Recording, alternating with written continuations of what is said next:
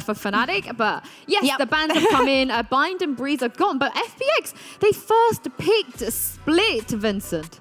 Let's say it like this. Yesterday looked quite decent on Split, I would say. I have a theory. Okay, go on. What is your theory? The theory is that against MEC, the last map was Fracture, and they dominated on that. So with Guild, they decided to, with Guild yesterday, they dominated on Split. They say that it was actually something that they had prepared for MEC, but it couldn't actually be because they banned the map.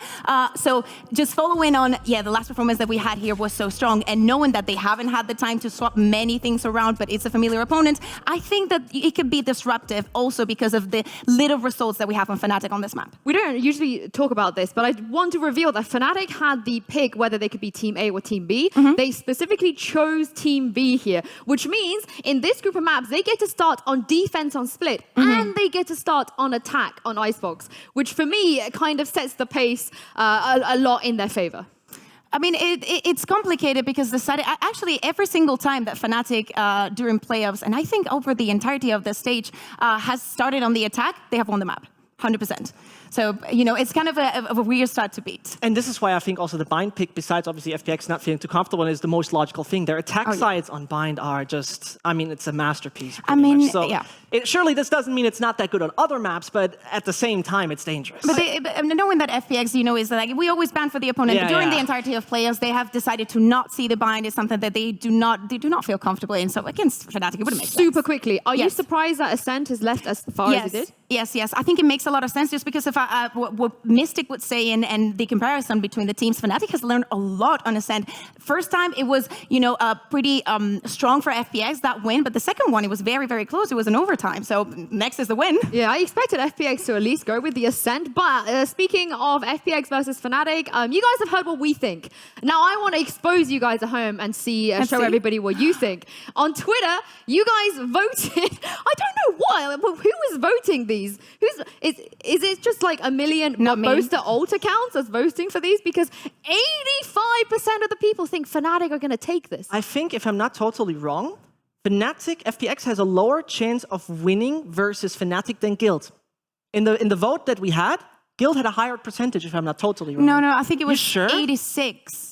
I actually don't know. This is kind of still ridiculous. Yeah, I mean, 85-15 is like... That's not going to happen. I mean, but it's the record that FNATIC have been having during the entirety of the stage. I mean, why would you not bet for a team that has won everything? Someone has more hopium than me?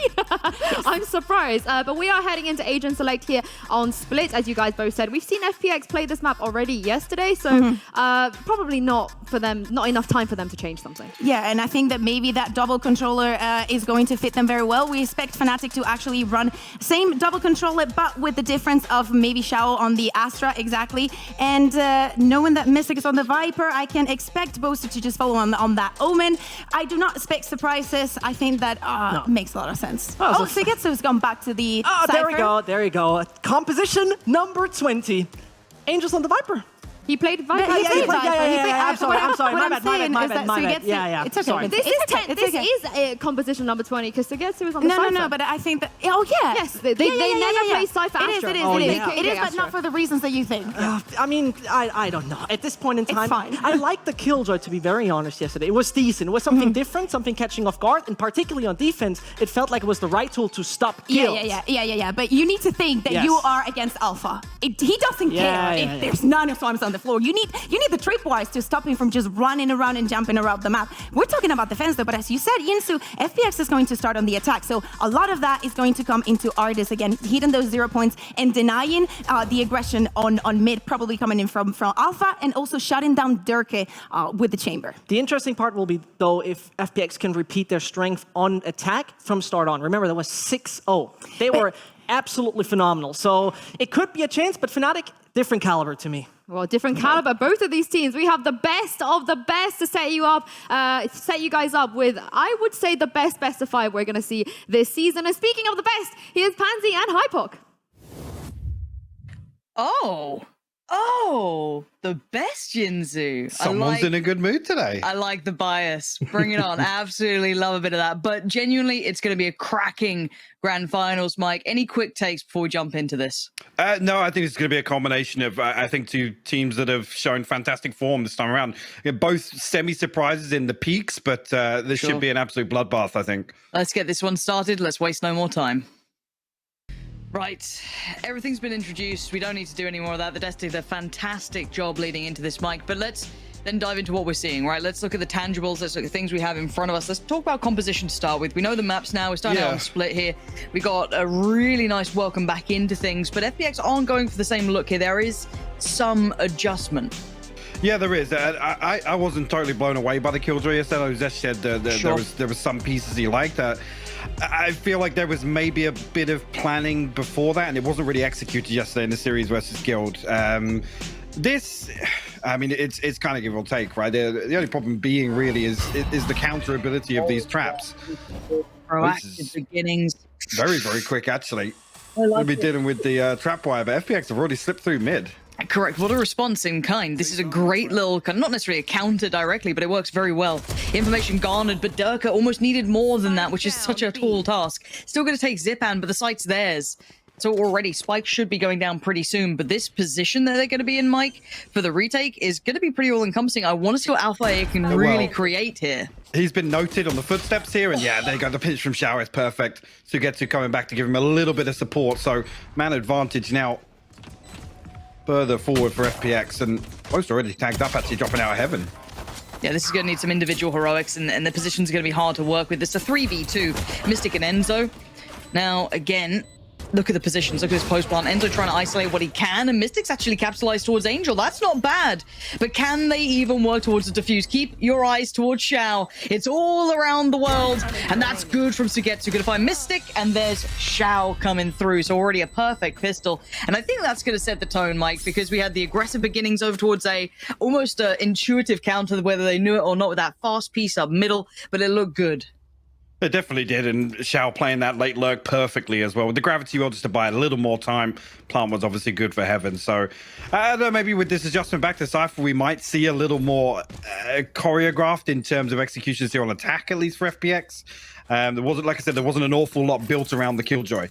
We did see a little bit of post-plant cheese, whether or not that was just the comfort level that FPX was looking for yesterday. Durka going for a little bit of an exploration. And, well, doesn't find what he wants. And I do want to look at Ardis. That is one of the people that I do want to keep my eyes on, is how well he suits this KO right now, and how much does that kind of fit into this roster here. I'm supposed to looking to try and pick up the slack, but it's not going to be a pretty picture, is it? Mystic maybe hoping to catch people off guard, but again, FPX looking pretty drilled at this point. Mystic's got himself into an interesting position, but I think initially the Boombot's going to clear him. Alfio will bait that one in a little bit, so he's still checked upon. All four members of FNATIC actually, yeah, does bounce back to clear, so Mystic is identified. Sugetsu will deal with him swiftly. Yeah, this is this should be part of the course. I feel like everything's gone according to plan here, right?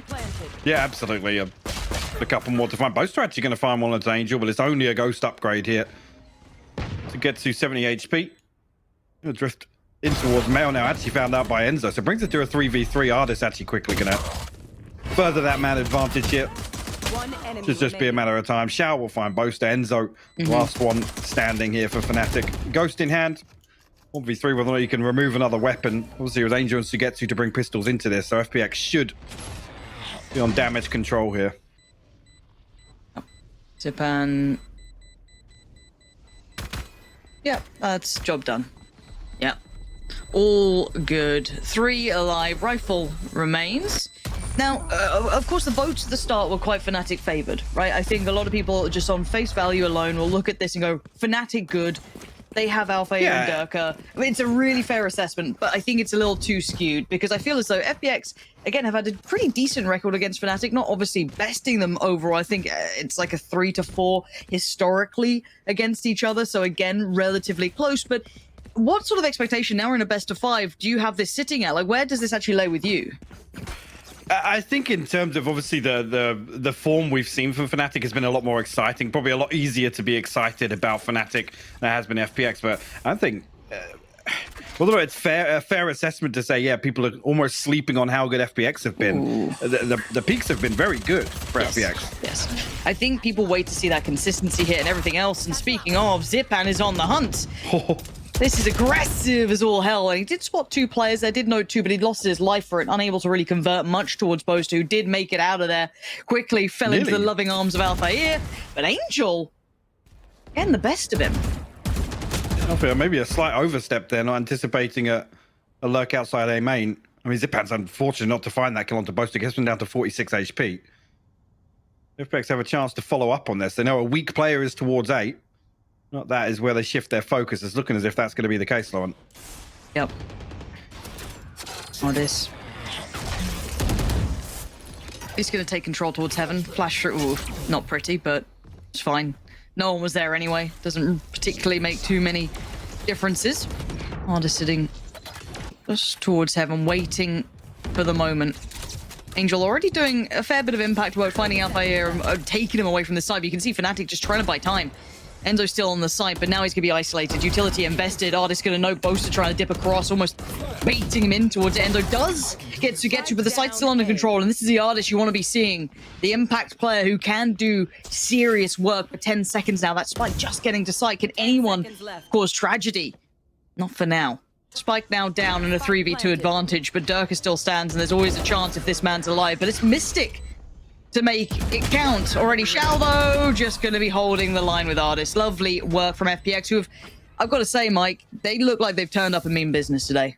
Yeah, I mean, this looks a lot more calculated in approach than what we saw yesterday. Whether or not that was FPX maybe, I guess, not showing as much respect to Guild, who did feel a little flaky yesterday from what we've seen. But this is looking a very clean start so far. This is very well considered. It feels like it takes an eternity to actually get to site, but of course, I think that's really calculated on their part.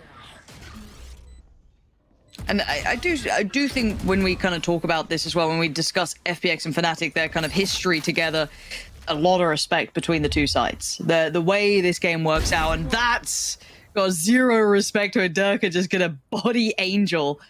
He's not particularly backing away from this just yet. Artist is now on duty. That's a rifle loss. That could be a huge boon to the FNATIC side. Oster looking a little curious, but that's going to be the feet spotted on the cross. The smoke not quite covering enough. An Artist well aware of this. And Durka not noted TPing away. So still very cautious of this. And just about gets out of there in time. Has to get away from the knife there. This is going to be the null command popped on behind this from Artist. Try and convert this 4v4 into a site execution. Mystic just, he's going to get trapped off by this fragment now, down to 20 HP. Another little corner to play, but Defan knows that he's isolated. Actually catches the flash there, but Artist still going to clear it. Okay. I like that they kind of kicked into safety mode here almost. FPX, who was looking a little bit shaky, especially when you still have these players standing in Artist. It's not an easy 1v2 to be looking at, but he's going to find Enzo towards CT, so Getsu and Shao going to catch the drop down. Everything's kept safe for standing, even after an initial loss. I really like the kind of tempo that FPX are bringing. It's proactive, it's taking space, but it's not over-aggressive. They're not falling into their traps. They're not really allowing much room for Alphair and Durka to do any individual damage. It's all tradable. It's all towards sight. This is really nullifying the impact that these players can have. Yeah, I think the difference to compare yesterday to where we saw Split versus Guild is this feels a little, the pace is similar, but it's a lot more proactive, right? They're actively looking for these engagements, whereas yesterday FPX had the freedom to kind of shift walk around the map. Guild weren't really, willing to go toe to toe with FPX, so already finding this value early on. Speaking of that, Durka going to deal with Angel, who's been problematic on this lurk outside A main. But look at instantly, it frees up someone like Alpha here to now just kind of roam the map, sit to where he feels like it's necessary. Interesting Viper's Pit as well, actually. This is almost to deny what you expect FPX to do in the mid round, right? After conceding the first blood, they will... Is this a good read? The priority towards mid, Mystic's got a judge behind it as well, so... It's not nice. That's not nice at all. Like, means to an end, sure. You kind of have to tank the decay to walk into this towards the rope as well, so almost unattainable here. This paranoia is going to be huge for Boaster, though. Artist still punishes him. And now Mystic is really in the unfavorable scenario, but that early rotation, that freedom that Alpha had from Durka holding that longer line towards A has allowed that quick rotation towards the site. And I thought that dip through middle could have been to try and punish maybe that rotation if they'd identified. He then becomes freer once that operator comes out. Not the case at all. FPX left with just 2. And, nasty work. Sugetsu gonna have to do more, though. It's a 1v2. They're both backside a pillar. Sugetsu, you've got 20 seconds. And they ain't far from you, but that spike may as well be in Narnia. And there it is. Facing together, nice little kind of back and forth between the two. Operator retrieved, all good for FNATIC. You're right, though. Actually, Zip had an opportunity with Mystic pulling away from the Viper's pit to make sure that he could almost trade out that kill onto Boaster. There's an opportunity for Zip to come. You can just see on the minimap here at that exact moment he's actually come back towards Garage. So unfortunate timing for them. I mean, can't really bank on finding that kill onto Boaster, but Artis has done well to find it. Only 2 to survive here for FNATIC, so... Actually, Durka already on that tour de force, so the operator purchase going to be thrown back in. They have something to offset this next one. Is this the A piece that we saw a glimpse of before? I'm curious to see where in that post plant potentially, if it gets there, we see Angel sat towards. But they still need to take the site, right? It's a long list of things you've got to achieve. And Alpha already going to tuck himself towards site, so going to sit towards that by Enzo. Durka now kind of shifting through towards CT. They give a little, but they still maintain the vast majority of the structure. And actually, Mystic kind of locking them into this. A little bit of an underhand flash to try and maybe clear ropes, but no one's really biting on it as Mystic once again re-establishing control and actually claiming Sugetsu on this. That's huge. And really, FPX have taken a little bit of space, but they haven't been able to springboard towards site just yet. No, FPX were desperate to try and isolate that kill and rope, so Mystic's done really well. Alpha will find one. Lovely. Durka, another with the operator here. Beautiful. Just one left to find. Artis slowly make his way through. Durka's got the read, though. He's on it. Okay, Artis still find the wallbang onto him. Alpha is there to clear things up. And I like this from FNATIC already. Just the adjustments for that take. Just, as said, Alpha slipping through deeper towards site. Last time, I think he tried to, a little bit more proactive, trying to play a little bit deeper, trying to, get into the faces. Angel actually outdoing him, which was a little surprising in that regard. But I like the adjustment sitting deep on the side, creating those crossfires, just locking them in towards heaven. There was no way out. Like, yes, Artis does very nicely there, but the overall look from FNATIC was gorgeous. This is certainly a good look for them that they've already kind of shown now, hey, don't worry, we've got that A piece worked out. Okay, and now I've got to say for FPX, right, they've had that B piece kind of dealt with. They're struggling to manhandle Durka, who's been now getting quite mobile. I'd say a timeout's going to be on the horizon if they don't have another answer to this. Already, Alpha gonna find Sugetsu and Durka doing damage. They're finding early success. A huge piece now for the FNATIC side. Post it. Chip damage on Shell, but no kill. So FPX respond to this is 2 very early kills. Now FNATIC drift away from mid, give FPX what they want initially. Again, these site holds, though, are just going to be cemented here. Trapwire will give it away. Alpha now on red alert. At this point here, I mean, the one-way will slow things down. FPX do make their way into Mail. And Boaster actually perfect timing on the cooldown just to get another one up. And we'll find a kill on the back of it as well. Angel will fall. I actually love that, playing with intent behind the utility. Nice work. FPX can't really just rest on their laurels here. And yeah, Artis has been doing damage, but this is going to need more than that. Mystic, could be cool. Yeah, nice work from Artis, sitting on that wider swing, punishing Mystic as he fell back towards stairs, but now the rotations are on way. Enzo and Alphair en route. Durka going to slip in towards the main. Keeps his life, but you can see that Artis is desperate to do damage, but it's just not coming out with Durka. There's now Shao. Position noted, 13 seconds. I mean, this one's cooked. But still, I've got to say, FNATIC have instantly stamped authority. As soon as that operator's come out to play, this has been systematic. Lovely response from FNATIC. I wait to see when FPX pull the plug and hit the timeout marker, just to maybe address what they do here, because they've hit a bit of a brick wall. They have, yeah, and that early economy they had built up, now dwindling a little bit.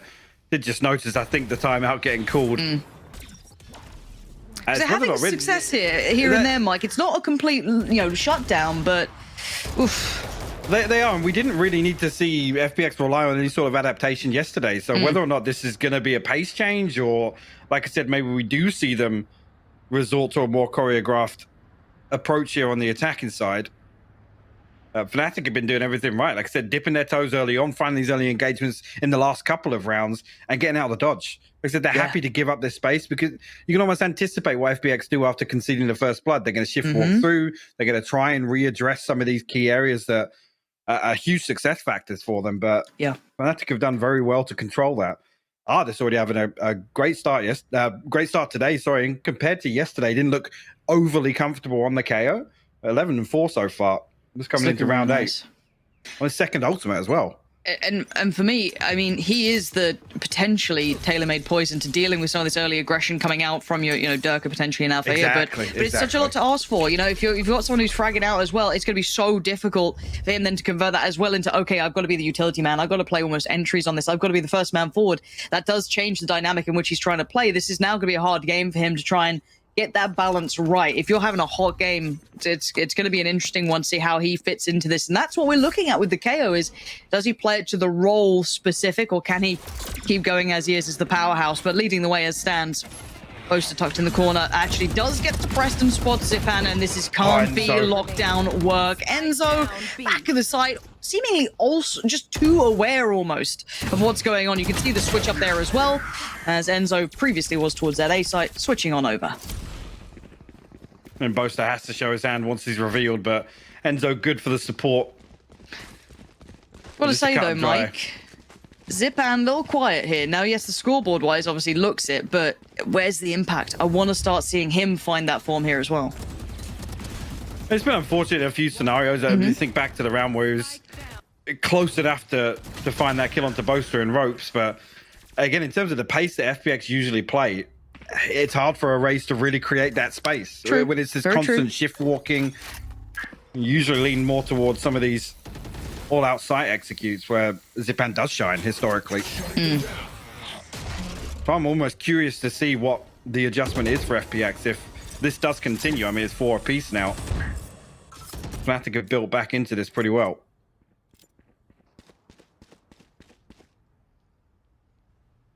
There is a gap towards B right now. With Boaster donning the judge, he is going to be picking up Heaven, so Enzo's got work to do. He does have his ultimate, though, so he can definitely slow down a site here, but not with that null command being popped, Lauren. This is huge. Boaster's trying to close the gap. You can see him trying to slip closer, and he needs to. He needs to about 5 seconds ago. He can't get there quick enough. Enzo only good for 1, and this is the right response for FPX, and off the back of that, ult coming out from Artist as well. Massive work. Speaking of ults, another one goes to the site, securing the safety, ensuring that no one can peek in from Heaven, which is where you can see currently 2 of the FNATIC players are holding from. Make it 3 pretty soon if Durka does go up there, but this might be a shutout. But again, these players can do magical things. And Artist just noting a barrel there. Alpha here going to slip through. That's a nice shot for Artist. Dirty little angles played, and those Mystics still around. Curious probably where Durka is, but again, if you know that he's got the operator, which is in play, probably going to try and keep it. Mystic! Trying to do some heroics here. He nearly found the second as well. Straight up Batman diving in. Durka still going to find to get to. And I'm getting a little bit worried with the cash as well. In mind, you want to keep these rifles up as best you can. Try and build into this one. And you're not going to be able to get that away from Durka, who's sitting on 7k regardless. So, FPX have found a response. I don't think it's one to go across the ages, right? But it did the job. I mean, it's a response that maybe isn't replicable unless Artist can get his ultimate back, because I think the setup there, the full intention is for Enzo to slow down a hit. Make sure that he pops his ultimate. It gives him the best opportunity possible to slow down this hit. Mystic's actually pretty unfortunate not to find the spray transfer here onto Angel. From the top rope. Nearly found the double, but... Yeah, it's interesting to see if now the FNATIC try to use this setup once again. The switch up. Yeah, Durka now the one to pick up B main. No knife invested at the start, so it almost is a good indicator that FPX are probably going to lean towards mid or A. Especially now with it showing... I'm not even sure if that caught Did it catch Boaster? I don't think so, no. Okay. No, he's just used his smoke, so... So yeah, going in a little blind to this. They don't have the information they'd want. They don't know of this new position coming out from Durka. They don't know of Boaster's position. Maybe that one-way's got a little bit of a tell to it. Maybe they can kind of start piecing together. But it looks like this crunch towards A. So we get to see that Enzo Alpha hold towards it. Mostly dedicated towards ramp. We've seen that on quite a regular basis for Alpha. So I do wonder how much FPX are aware of this man's position. And now he's feeling like he is on the chopping block. But normally good for it. Alpha is going to get one spot. Second gets the second. He barely even saw Artist. The third just out of reach.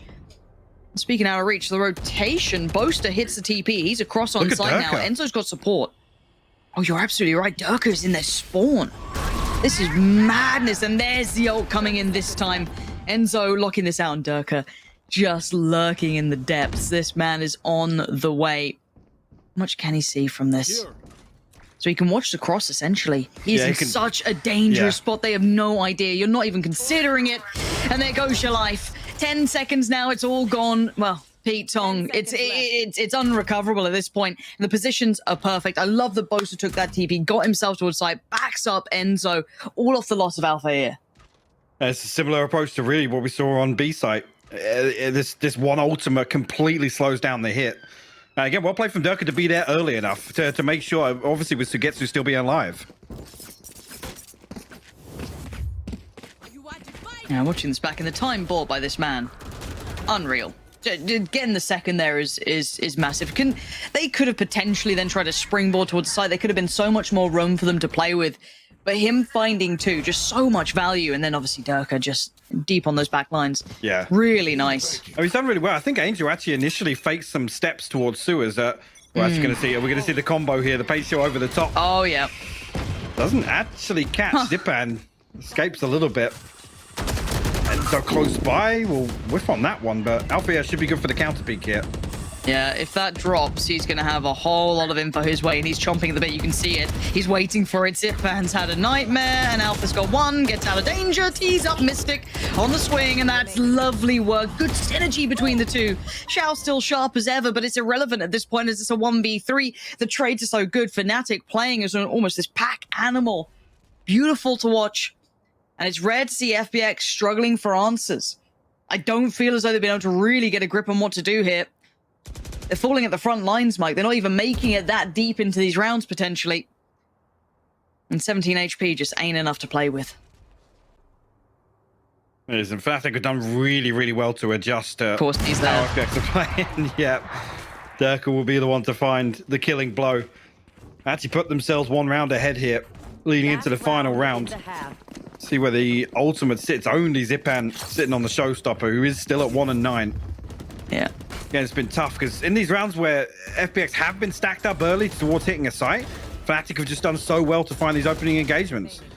So well played here between Mystic and Alpha. Yeah, eventually, Xiao finds both of them, but at that point, the hard work is done. And I really enjoy watching this because there's something about seeing FNATIC pushed further. And look at this combination work. Durka tried to be the point man. Now, this time, Zipang does get to slip through, and he really wants some success. He needs something to go his way. Now, FNATIC are aware of the intention, but they've really only noted that one man committing so far. But there could be more, right? They have no idea what's behind that wall for now. We know, though. There's a slip towards the other side. Mystic catches Angel. Nothing can go right, it looks like, for FPX here. The rotation wasn't even a bad idea. They sold enough, but it wasn't quite enough to pull FNATIC away from these sites. How are they going to slow things down? Supposed to go for the wallbang, but a lot of utility posted towards them. Xiao and Ardis actually find kills here, so giving FPX the advantage. Players I see remaining. I'm not right enough yet, because it's already down to a 3v3, and look at the buy coming back out. It's not pretty, and either's that. Sugetsu, catch you at both hands. Alpha here creating space from heaven. Pain shot goes in, and they're just trying to clear the back of pillar, force them into a little bit of a more uncomfortable scenario. And it's beautiful. It's really quite lovely to watch. What a beautiful recovery in that round there from FNATIC. Again, the first kill comes onto the plant. I think the smoke on heaven just a little too slow from Xiao. They tried to get the open plant to make sure that they can have a more comfortable post-plant hold, but Althea finds the first. The showstopper comes up. That goes onto Sugetsu. He's then got the paint shell to punish even further. So well played by FNATIC.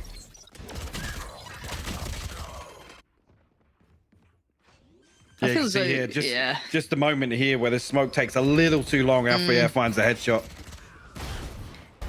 This is such a high caliber game, though. I think we're getting quite a treat between these two.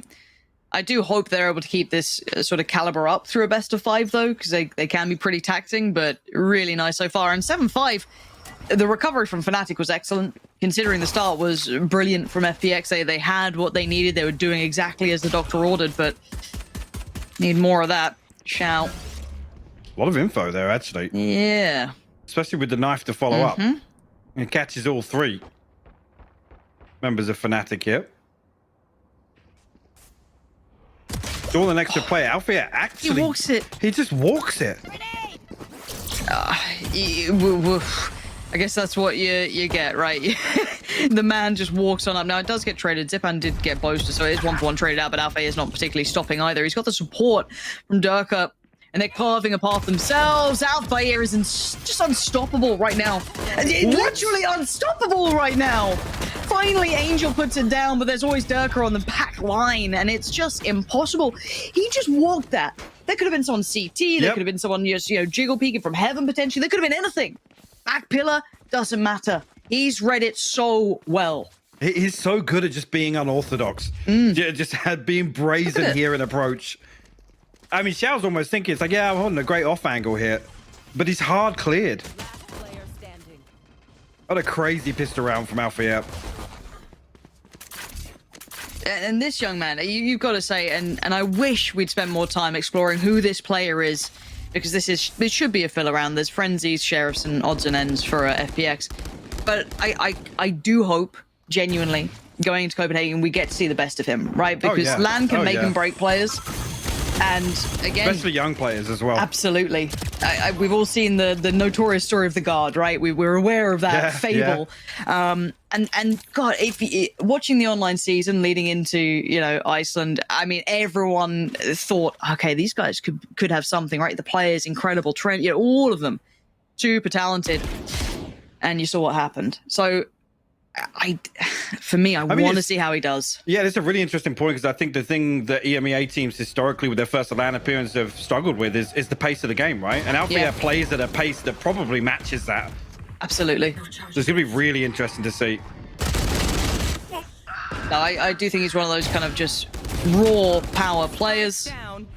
And this could get costly if any more lives are lost for FNATIC. I feel as though the round's probably safe, but hey, I could be wrong, but 30 seconds. Let's have a little look. Boaster Court having a little nap there. Spike planted. Alfia tagged up as well. Yeah, but Boaster seems just out of it in this round. They're swinging from pillar. This is a little dangerous. It does allow artists to slip closer. Yeah, this is suddenly getting a little bit more dangerous here, and they seem completely unaware that artists could have already dropped down. Enzo now called upon, 43 HP, and has to deal with artists. And FPX turning on a dime, and it felt like FNATIC just, I don't know, lost focus for a second then. That's actually a huge flip for FPX. For sure. To come back in here. I think Enzo's the only one to bring a pistol in here. So I'm not even sure how it's going to sit overall. I mean, Alfia already on the showstopper, so they do have a swing factor in this round. But it's a very quick approach. I mean, slapped down initially by Zipan, who finds another one, I'm pretty sure, here. Yeah, onto Mystic. But I almost feel this is a little bit of a fumble in the post plan. Like you said, Boaster out in no man's land. Then the re-peek from Xiao catches him when there's no real threat towards sight just yet. This goes here. That's an interesting trap wire. That's an anti-Alpha trap wire right there.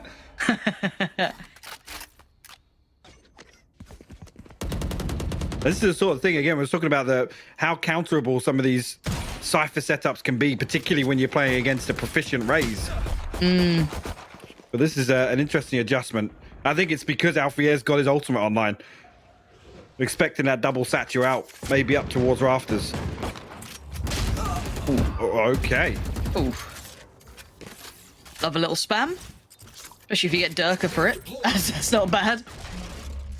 Kind of second as well. Alfia down. Yeah, this man is absolutely on the luck right now. Just Spike down A. Pulling out the perfect cards. What's crucial here is the fact that Sugetsu's finding these kills. It's early enough as well that he's kind of protecting his setup. It's not going to be noted for the next round. They're not getting close enough to really see where these trap wires are. That is important just to note here. We'll back away though, because he's down to 20 HP. Just Enzo with a sheriff. If you can find anything, make it not a flawless round for FPX. It'll be the saving grace. That's not the case, though.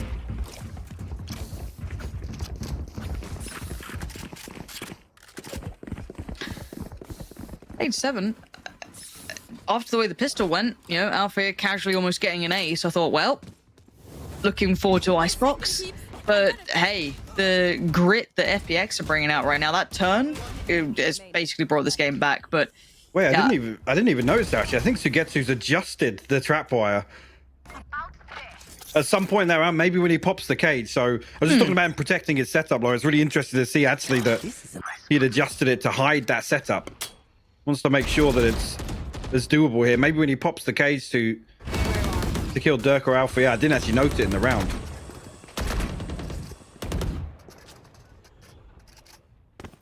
A little bit of probing towards mid here from FNATIC. Mystic set up outside 8. Looks as if that's going to be the end goal here. Especially with the pings in the pre-round and with the spike down in sewers. So maybe we will see the Sugetsu setup tested anyway. Let's see how he does with this. You got to assume it's Alpha, yeah, to lead the charge here with a double satchel. Absolutely. Up towards rafters, Ardis. Lovely timing. Oh, wow. Lovely timing. Yes. 5 of them noted. Rotations are on the way. And if they cancel the plan now, they're going back into the unknown. They kind of almost have to commit to this at this point. FNATIC, though. 40 seconds. Yeah. An Ardis tries to close the gap. Notes 1 on the way through, but can't really deny Alpha who's going to find one. And FNATIC still bursting correctly towards the site. This is unbelievable. Zipan does find Enzo, but this would be a lot. And maybe he's got a lot. Takes out Alpha here. Couldn't get the ult off. Boaster takes the wind out of his sails, and Shao left in a 1v3. The HP is low, but the positions are going to be tough to break. Durka down below and 2 on the site. And Shao's going to lose a little bit of that timing, going to lose a little bit of noting where these players could reside by trying to clear through by ramp.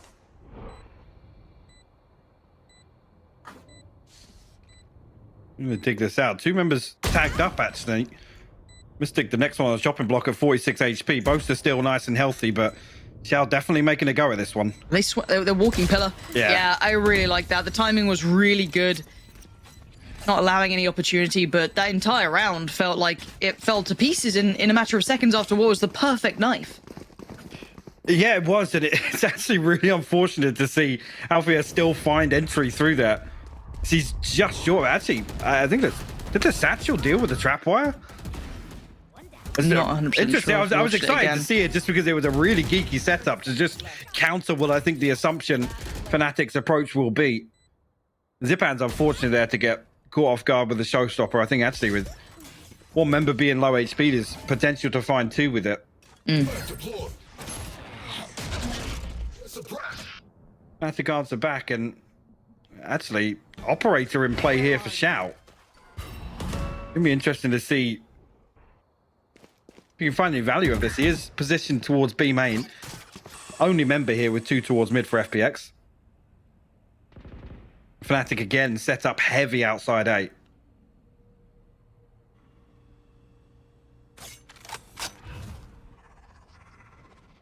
Yeah, the creep towards ramps coming in. It's going to be a lot on Ardis. Now, they've actually noted a barrel, which almost might be a misread of information as to how much is over by B, but they're still sticking around here. It's Ardis against the world. The underhand flash was... I mean, he gets 1, which is quite surprising. But he sees a lot. That's a lot of information. TP taken. Angel, the... waited for it. Swings around and Boaster commits. Now the last 2, what do they do with this? 38 seconds. Fancying a dip maybe through on rotation. Shao with the operator on the other side. Yeah, I can hear everything. That's going to be spike noted as well. Going to fall away to a deeper angle and just play time. He's got support as well. Zipan already coming on over towards heaven, and Enzo now surrounded on both fronts. Yes, to get to already picking up the slack here towards ropes. Enzo's just going to commit to maybe finding an exit. The economy fairly fragile for FPX. You can see the numbers on the right side. 10 seconds left. Well, not they even want to go hunting here. It doesn't really suit them as much, to be honest. But they will. Gets good for the trade. 3 survive. Yep. Should be able to share the wealth here in this scenario. I just realized as well, Alfia's first land is going to be potentially with a crowd as well. Yeah. Oh man. Okay, I mean, we always talk about the environment. You come back to the point you were making, right, with the guard and them noting just how different it is to be out of your comfort zone. To then throw the audience on top of that is, dude, it's a whole different world, man. And the thing, I really hope, and this is almost like above table, right? This is just a conversation as we are in a timeout. I hope that FNATIC gets them into boot camps if they can. I hope they're trying to get Alpha used to playing outside of his house. You know what I mean? Like, you can be a god in your own home, right? You're comfy in your setup, your comfort zone, everything feels right. Move that around, desk different height. You pull out the old StarCraft way, bring in a ruler with you so you can measure exactly how it was at home. I remember watching StarCraft players set up and they'd literally measure, like, okay, from mouse to screen to chair height, like everything. I used to love watching that sort of stuff, but I do hope that FNATIC as an org is trying to make sure he is comfortable, because I mean the guard was, I think it was like the complexity yeah, I was about to say situation, the pumping the audience sound into the boot camp. It's little things like that I hope they are trying to build this man up, because it's a different beast. And I know it's such like a throwaway comment, but even half the players these days who have experience, it's been years since they've been in front of a crowd. Like, you're rolling it back for a lot of these players. But who knows? Maybe Valorant crowds, real quiet, just, nice golf claps. I hope they're not. I want rowdy crowds, Mike. I think we're just going to get the ranked population in person, so it shouldn't be quiet at all. Very true. And a fast-paced hit Sugetsu. Still wins it. Wow, okay. If this man is going to go toe-to-toe with dealing with Alphair, just pushing time after time, Sugetsu's on it today. His aim, woo! Well, it's away hot from and him. cold sometimes, yeah? Katy Perry highlighted it very well. Sometimes hot, sometimes cold. For now, FPX with 3 alive, keeping 2 rifles and the operator. And this was actually a really beautiful set piece with Mystic actually lining up that snake bite towards steps. The paranoia one side to force Sugetsu into that position, almost to step into the snake bite. So trying to set Alphair up for success and still finds that first kill. It's kind of crazy. But I love the approach there from FNATIC. Really well considered hit, actually. No surprises there from the playbook. At the point, actually, you tied up 9 apiece. Almost. The point, actually, you look at the funds, it suits FPX way more so, particularly when you consider this ult cycle as well. Well, you're right, yeah. I was kind of noting, okay, Dirk has got his, Mystic got his, Enzo's not, and I feel like Enzo's always really good for the correct investment of the ult, so I want to see how that kind of comes through, but for now, mid is being really pressured by FNATIC. Dirk has taken himself up towards ropes, and actually, I wonder if there's a late re-explore. No, okay. I was wondering if Artist was going to kind of re-explore that, but no, he sat on the other side, dips away just a little, keeping kind of that passive control, making sure they can't get too far. But already with the utility invested coming out from Enzo, you kind of feel it's going to be this B piece, but we know obviously it's looking like a 3-2 split, but this time Zipan's there. And obviously Sugetsu as well. Actually set up for this B piece here. Should only be Sugetsu that's caught. Oh, the timing coming out here from Zipan is gorgeous. He's done that so well. He wrapped around from the site towards heaven, navigated around the ult, but still Alphair trades it out, but it's still impact. Divide goes up, and Sugetsu needed that frag. Mystic denies it, and FNATIC start building their control towards that B site, and right now, they've got it. Oh, this actually pops the null command ahead of this retake, so that could be key. Angel does have the Viper's Pip, but expect FNATIC to set up on-site close contact here. The operator going to be a factor in this retake also. Mystic actually pops a Viper's Pip of his own. Whether or not we'll see the counter come out from Angel here. Yeah, time's a factor. Yeah, we do. There it is. Absolutely right. Well, it's a mess. Yes. Yes, it is. Slime everywhere. Angel taking a couple of steps in. Needs to clear this quick, though. It's got to be fast. Artist has found Alphair. You got to speed the pace up here, Angel. You got to get moving. Boaster on the back line is going to spray him wildly. Gets to keeping time on his side, and Artist can only do so much. The one man standing. The time's already gone. And FNATIC get away with 2 and the round. Huge investment on their part, though, to come through. And actually, on the other side, FPX do throw a lot to claw back into that round. So again, we'll have to see how the finances sit to survive for FNATIC. Do have Durka on the Tour de Force. It was the other ultimate we did note. But yeah, lots thrown into this on both sides. And coming out, I mean, it's, yeah, actually, FPX pretty much down to, will be a part buy in the next if they opt to. If this goes FNATIC's way, and that will be FNATIC on 11. So, let's play. Talking about it being a pivotal round, it could be a map-winning round there for FNATIC, honestly. They can recover here, get another round in hand in terms of the money. It's looking really good for them to close out here. Okay, Angel. Okay, just do that every round. Just tap it out, yeah. To be fair, I have indulged in watching Alpha's stream constantly. That man is on a clock as to how he likes to play. Yeah, so if Angel's been sat there just like, all right, I'm just gonna spam down here, see if it works out, absolutely gets away with it. But for now, down to 3. Does FNATIC have anything else to do? They lost so early on. They have no information, no map control. This is actually really rough to try and readdress, even with 3. It is. Whichever way they go. I mean, on the flip side of what I was just saying, if FPX come out here and get close to a flawless, I mean, 4 survive. It's almost right back the opposite way. Because FNATIC, obviously licking their wounds a little bit from the previous. It was only 2 to carry across weapons. Now with the Tour de Force removed, not really anything to offset this purchase. 30 seconds left. Which is why I think we're seeing this FNATIC just very, very early on conceding. They have to hold on. They have to keep in mind the funds.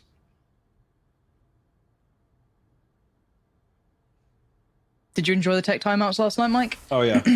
They were good, right? Yeah, brilliant. Brilliant. 10 seconds left. How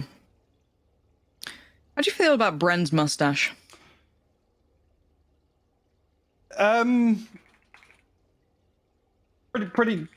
Pretty uncomfortable, I'll be honest. Yeah. It's almost like paying homage to. You ever seen Something About Mary? Which clip?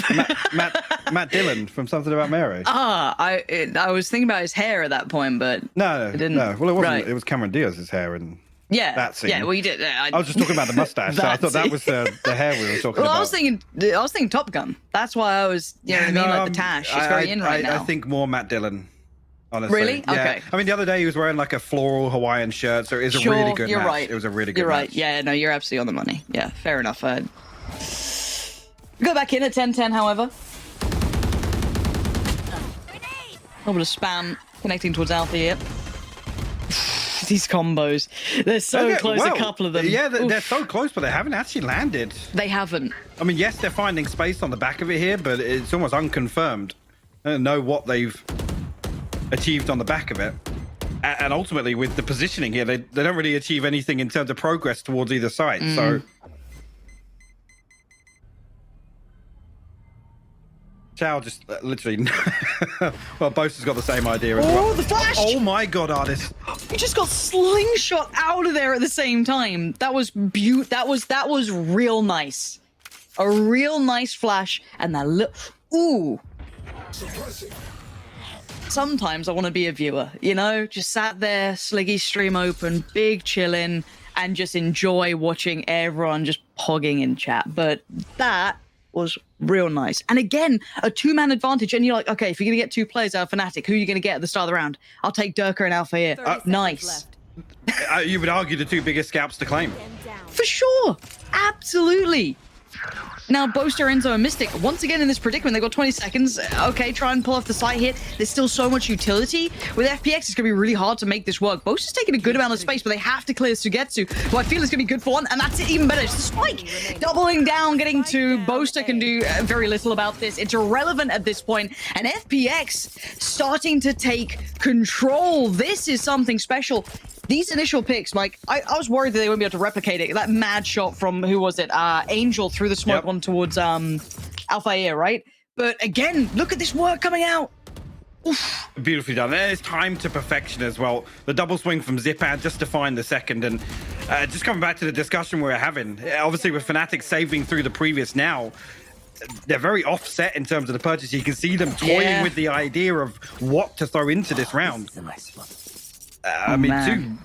2 hero guardians here, but Boaster down to 500. He's almost committed to a judge in the next. Or a Spectre. The exchange in mid early on, lots of utility drawn out. Man, this battle for mid, it is... Oof. Boaster praying for that pick. Extremity work.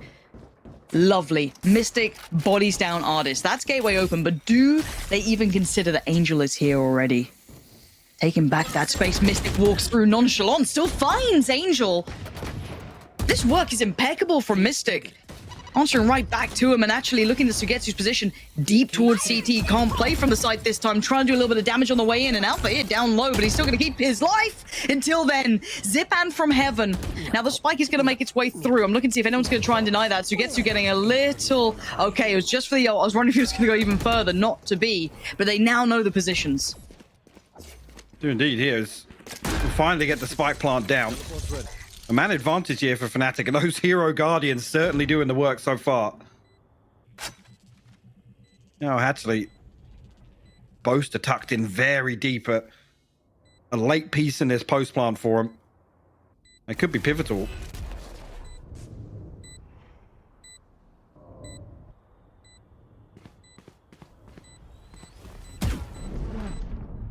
Actually, the paranoia will reveal his position, but FPX not really finding any progress towards here. 1-for-1. Actually, Sugetsu doubles down. How is Sugetsu still doing damage? But time, Mike, they're running super low on it. Mystic is just going to try and play it to the clock. Gets one, can't get the second, but time has gone. Sugetsu, lovely work, a good attempt, but that scoreline closing right back up. This is the game I wanted. This is the game I wanted. 11-11 could not be closer. And you were talking about the money for FNATIC. I mean, that was just by the skin of their teeth to get this buy coming back in. Absolutely was. If I'm not mistaken, it was 2 Guardians and a Sheriff, right? Mm-hmm.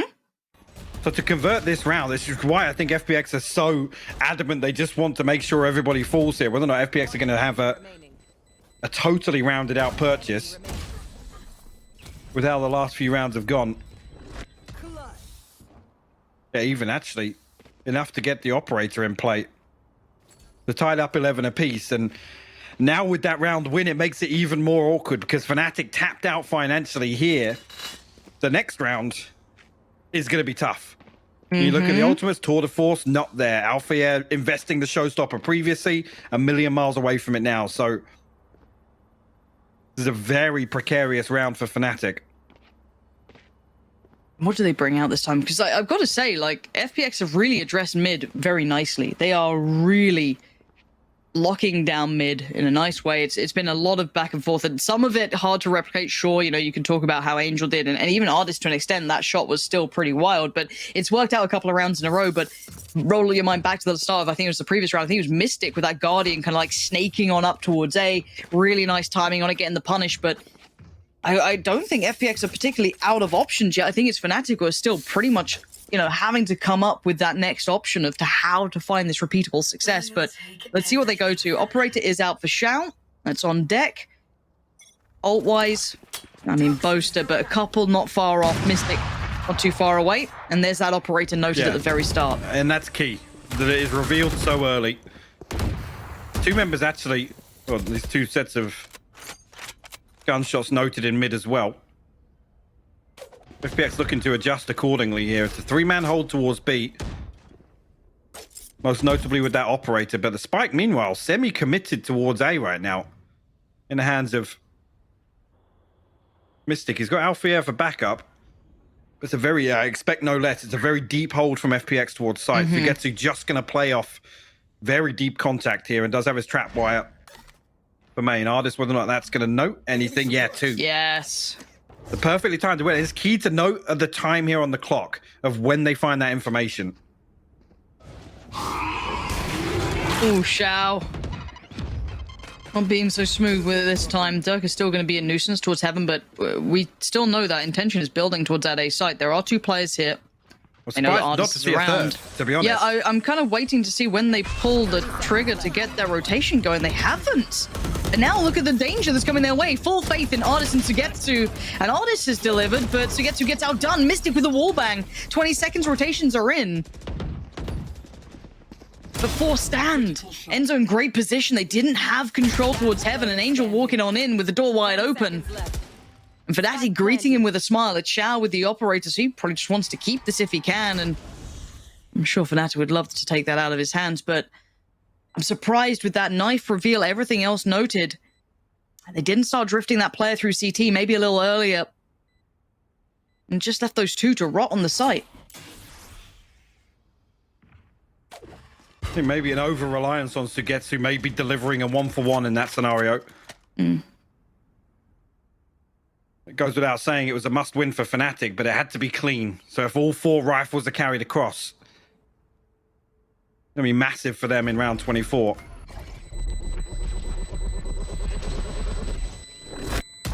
Boaster shouldn't get there. Right?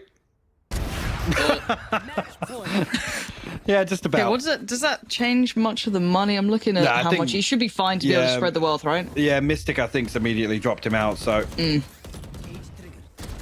Having said that, actually, I mean, off this setup, they do go 1-for-1, right? Artist finds the first there, Mystic traded out, but it's the fact that Mystic finds the second that sways that in favor of FNATIC. Timeout for FPX coming through. Probably the right call as well. They've got enough to fashion a bias. What do we do with this? What have we identified? How do we deal with it? Again, they've started to lose that mid-fight. So the rotations were a mile away. And then, as you said, didn't quite get as much out to get to as maybe they wanted on that side. Obviously, we're expecting a lot of one man to deal with all of that pressure coming his way, but kind of part and parcel of this sort of caliber. But I feel like FNATIC now have worked out a bit of a rhythm here, but it's still very much FPX have options. I'm curious to see what they bring out in this one, though. Yeah, and I don't think it really calls for much of an adjustment from FPX. No. FNATIC haven't been running away with the early rounds, and it's not as if they're really over-reliant on finding success in mid. They've been winning out in that kind of rotation game, the mid-rounding towards either side. All right. In that regard, I mean, other than that previous rotation, but you could argue Mystic's just done well to find 2 in that. Oh, this is a nice spot. Artist 1 off his ult. Sugetsu 2 away from the neural theft. The showstopper is available. Going aggressive? Yeah. I mean, we've seen the knife working well for Artist a couple of times, but now there's support behind this as well. Zipan's there too. First time we've seen this. They have not pushed this deep, Mike. Durka just looking to fake a little bit. Again, with where FPX are, they're going to know that that's just a bit of a bait. Looks as if the end goal will be the drift as well. Yeah. It's not just the 2 of them. Xiao's coming over as well. I mean, I'm noting Boaster, when he's going to show his hand, and what he's going to try and plant the seeds. Or how he's going to plant the seeds towards B. Because Xiao's here already. The FPX are already curious. Okay, that's revealed this positioning, though. Good. Alpha takes a little bit of damage, as does Durka, but... Good chunk of damage, honestly, to force them back as well. It's been enough. It's been enough to hold this. Now, I don't know if they noted Xiao. I don't think they heard the operator. I don't think they have the full picture of this, but it's a quick rotation. FNATIC instantly turn. And they're going for a cheeky double pump. They're going through... They turn into the split, actually, yeah. And they know that, well, Artist was out of position. They know that there's someone pushed deep. And is anyone holding heaven? That's going to find out. That's going to reveal where Artist is currently residing. You can see them trying to capitalize on it. They couldn't make it there in time. Artist still stands, but only for so long. Durka takes him down. Zipan has to pick up the pace. And now with 10 seconds, as the FNATIC. Did Zipan see him slip in? I think he noted Enzo, but he's now seen everyone crossing. Spike lost. Wow. And the round is as well. The adaptation in the final hours takes us to OT in map 1. Beautifully just structured by FPX. Yeah. You almost think their FNATIC are maybe going to have a favorable engagement towards Artist, but he manages to slip away, and ultimately when the kill does come through, bought enough time for FPX to get at bodies towards 8. Really interesting. FNATIC took so long in the early round to set that up. Like I said, the showstopper, yeah, it's only a little bit of chip damage, but it stops the push. Yeah. The fragment to follow up just to make sure. And that's what leaves FNATIC almost second-guessing themselves.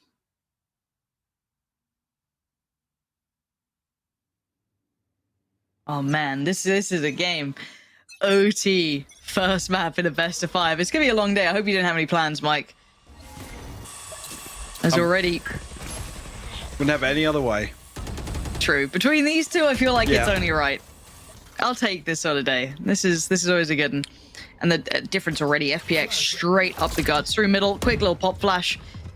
No one really there to receive, but that's nice. Gonna deny all three of them. Tries to tee up Durka, who did do damage last time. If you give him too much control over by main, he will take the most of it. And look at this from Boaster. Timing on the swing is gorgeous. Mystic on the deny as well. FPX just shattered on the way into B. And Xiao's a million miles away from this. And noted as well. The 1v5. First round of overtime would be huge if he can get something done, but highly doubt with where that Spike's positioned now.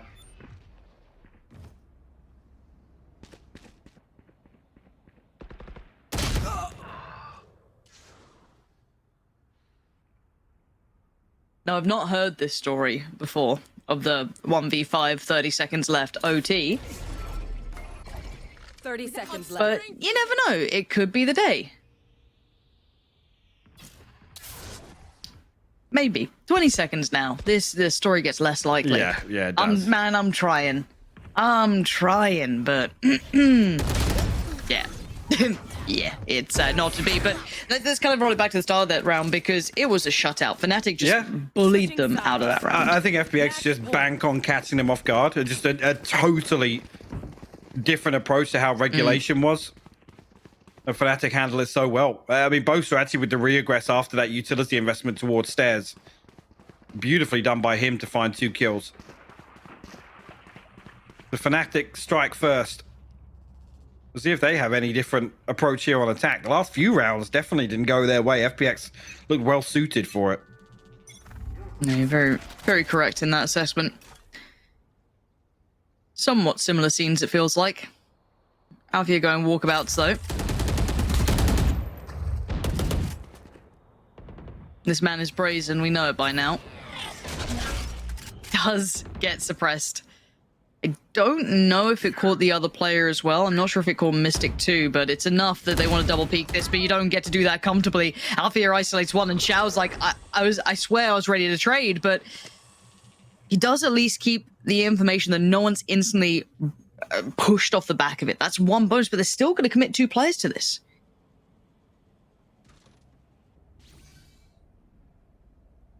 We'll see what the next step of the plan is. Boaster hasn't shown presence an awful lot when he's been in this lurking position. Does have the trap wire to deal with. Oh, this time is great for Zipan. He just misses the first, but he's going to find 2. He overachieved Zipan. I thought he just left it a second too late, but it's not the case at all. Making up for it when it matters most. 30 seconds Spike left. has been recovered by Durka. Boaster tries to take a fight, but Sugetsu, positioning's good. Shots even better. Now this story, let me tell you. The 1v4 from Durka. You thought it was all over. Only 11 bullets in the mag. 10 seconds. Easy work for Durka. Yeah. Gets to site, gets the plant, and now a 1v2. But you got to remember, Zipan HP, it was already low.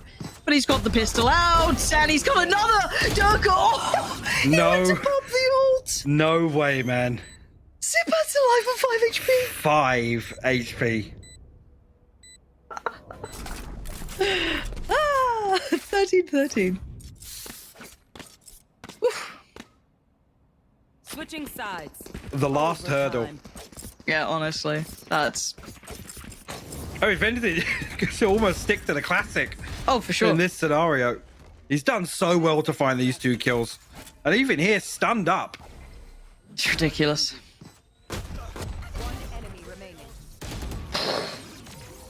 That's one of those moments that you're desperate to just be in that team speak. Yep.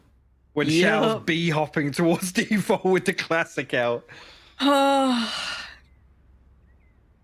Okay, and now another timeout. How do you separate these two teams? And this is the crazy thing to me that we just haven't seen FPX go international, really. You know, some by unfortunate scenario, some by just not quite, you know, getting to the position they needed to. But I just can't wait to see how they fare on an international stage now. That's the only thing in my mind. Like, I love getting to watch this game because you get to see kind of, you know, we know how far FNATIC can go. We know their depth. We know their capability. But oof. But this is the culmination of 2 years of momentum, right? Absolutely. For FPX. Definitely a fascinating prospect. Very back and forth there in the first 2 rounds of overtime. Again, pretty... I mean, yeah, I'll double down on what I said for FPX's round, right? It was a complete contrast to how they approached regulation. So, well, we'll kind of see that trend continue. We're going to see this combo once again. A little deeper this time around, though. Anticipating a fast swing through main towards the orb. A little bit of chip damage onto Zipan, though. Oh. A lot of damage now on Zipan, catching the back of the flak that just came through. Down to 34 HP and barely took a step towards the site.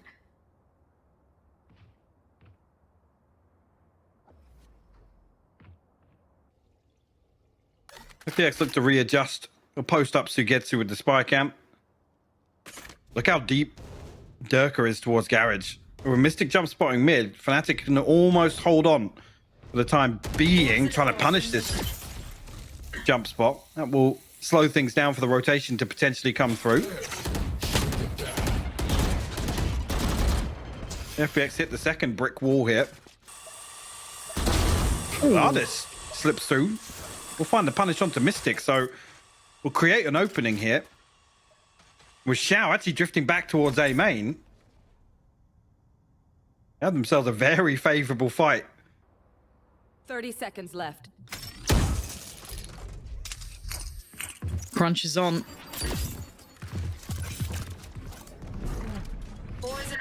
Alpha is in the discipline corner. Yep. Enzo. Oh, and he had it long enough. The flash finally catches him, it seems though, but 10 seconds now. Eyes on the spike, and can he make it to the side? 7 seconds on the cross, the spam comes in. Boast is going to get Xiao, and it's all on Angel. And it's a matter of moments. Wow. As Enzo played that really nicely. FNATIC keeping composed under the pressure. Definitely. Alpha actually Switching sides. shown a lot of discipline there. Not to reveal his position until Enzo's in a complementary angle. Great hold from them towards A side. Like I said, that was massively in favor of FPX. Effectively a full-on 5v2 towards this site. Both are actually, I think, finding both of those through the smoke, right? Yeah, here's the second as well. Enemy remaining.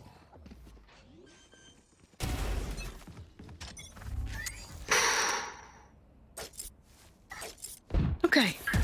Okay.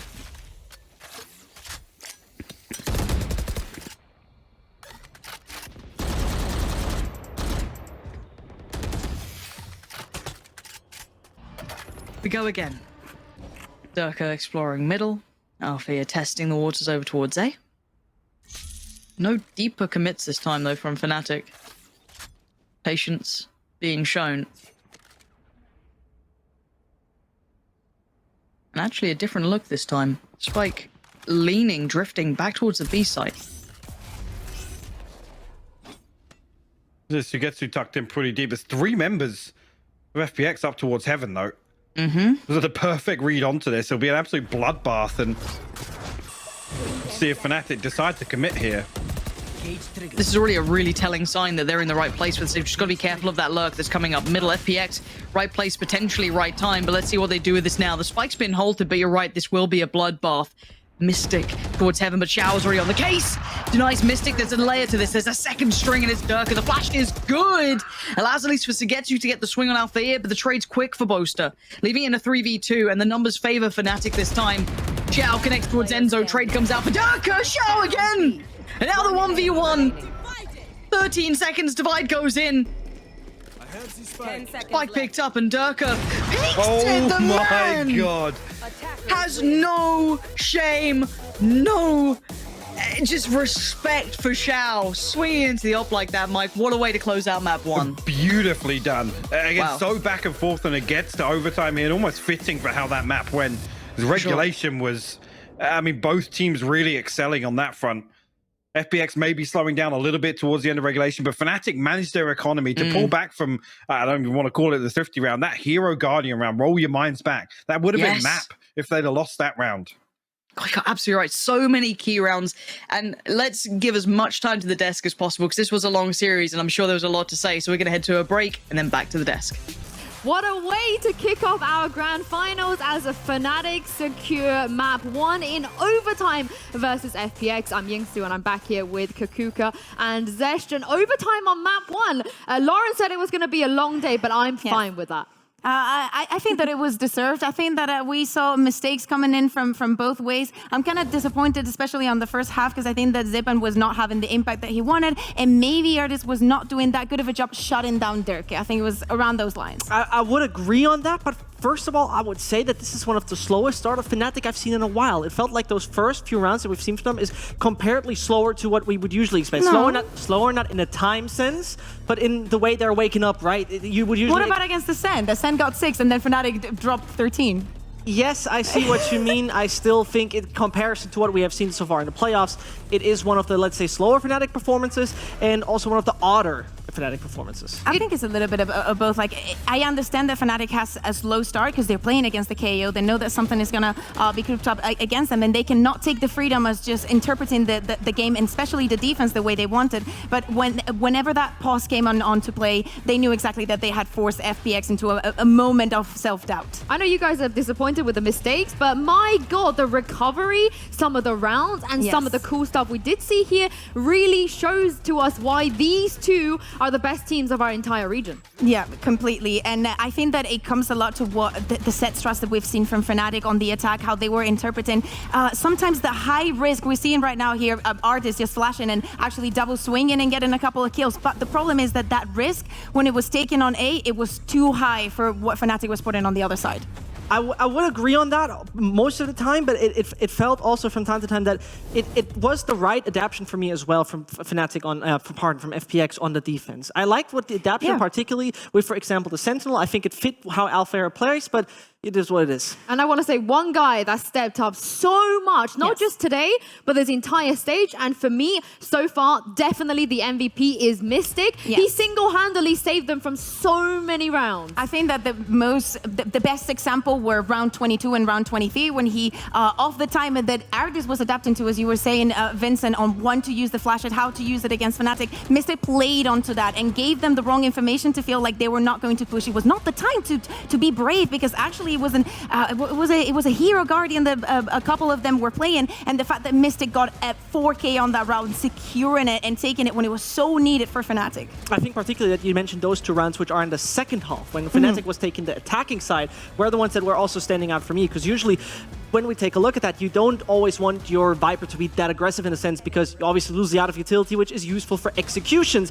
But he has done that in the right sense. It was not overextending. He knew the way that FNATIC, apart and FPX played, particularly on the RAM side of things. I think that the reason that we went to an overtime is because both Alpha and Dirk were not finding the same impact that Zippen was not finding on the attack, because it was so well countered at the beginning, especially at that fight that they had on mid, that they had to recur to something else. Also, every time we're on the Paul vs. Sugetsu, I'm so used to just seeing him winning duels, and then but when he's looking at Mystic and he just dies, I'm like, oh my goodness, this man's got his number. But this is a map that we don't this is a game even right now we don't see that many double controllers being run all the time, and we had 4 here. And Lothar, I know how much of a fan you are of teams running double controllers, so let's take a look at some of what they were able to do here.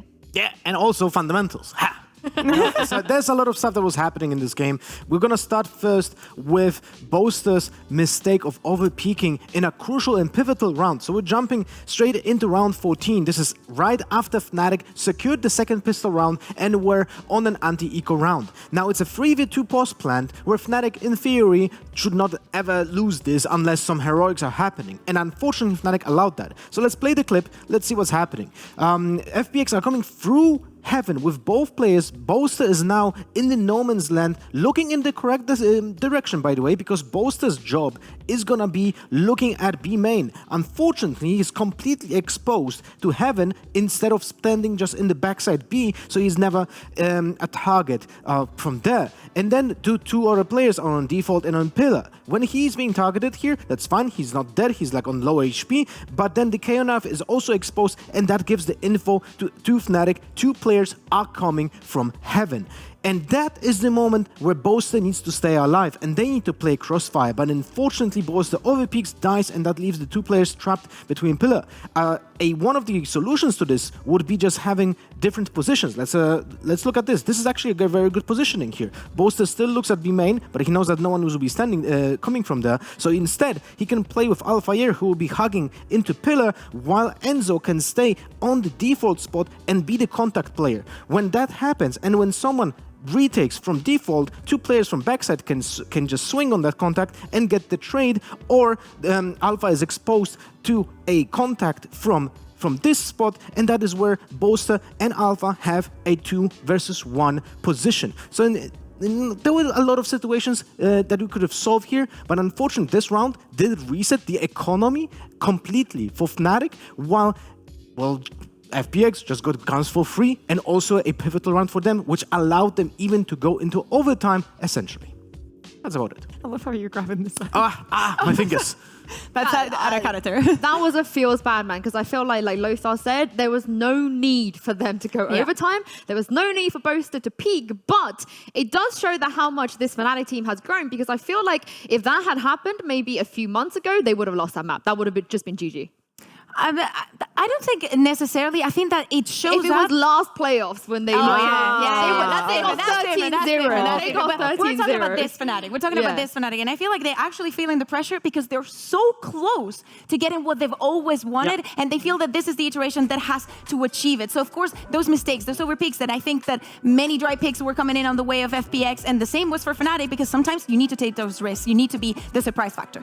You say it, the surprise factor, but it is for me still that, in this case, the surprise factor was something I would probably never say to stage, but the inconsistency in fundamentals, thanks Lothar, in FNATIC, because this was one of the more unusual things in them. The Boaster thing was one example. There were not too many individual mistakes, but those were unusual individual mistakes from FNATIC that I usually don't see. Yeah, let's talk about Icebox, because I feel like on Split, you know, I can make excuses for them on Split, but on Icebox, that cannot happen again, because this is FNATIC's map, and the fact that FPX led it through, they have to win here. I mean, they chose it. You have to pick your poison. You decided to remove Bind completely from playoffs. You have to face off against Icebox. It's a map that they both have played against each other twice. We were talking about how FPX has been swapping comps all around. They've played 4 different comps on this map.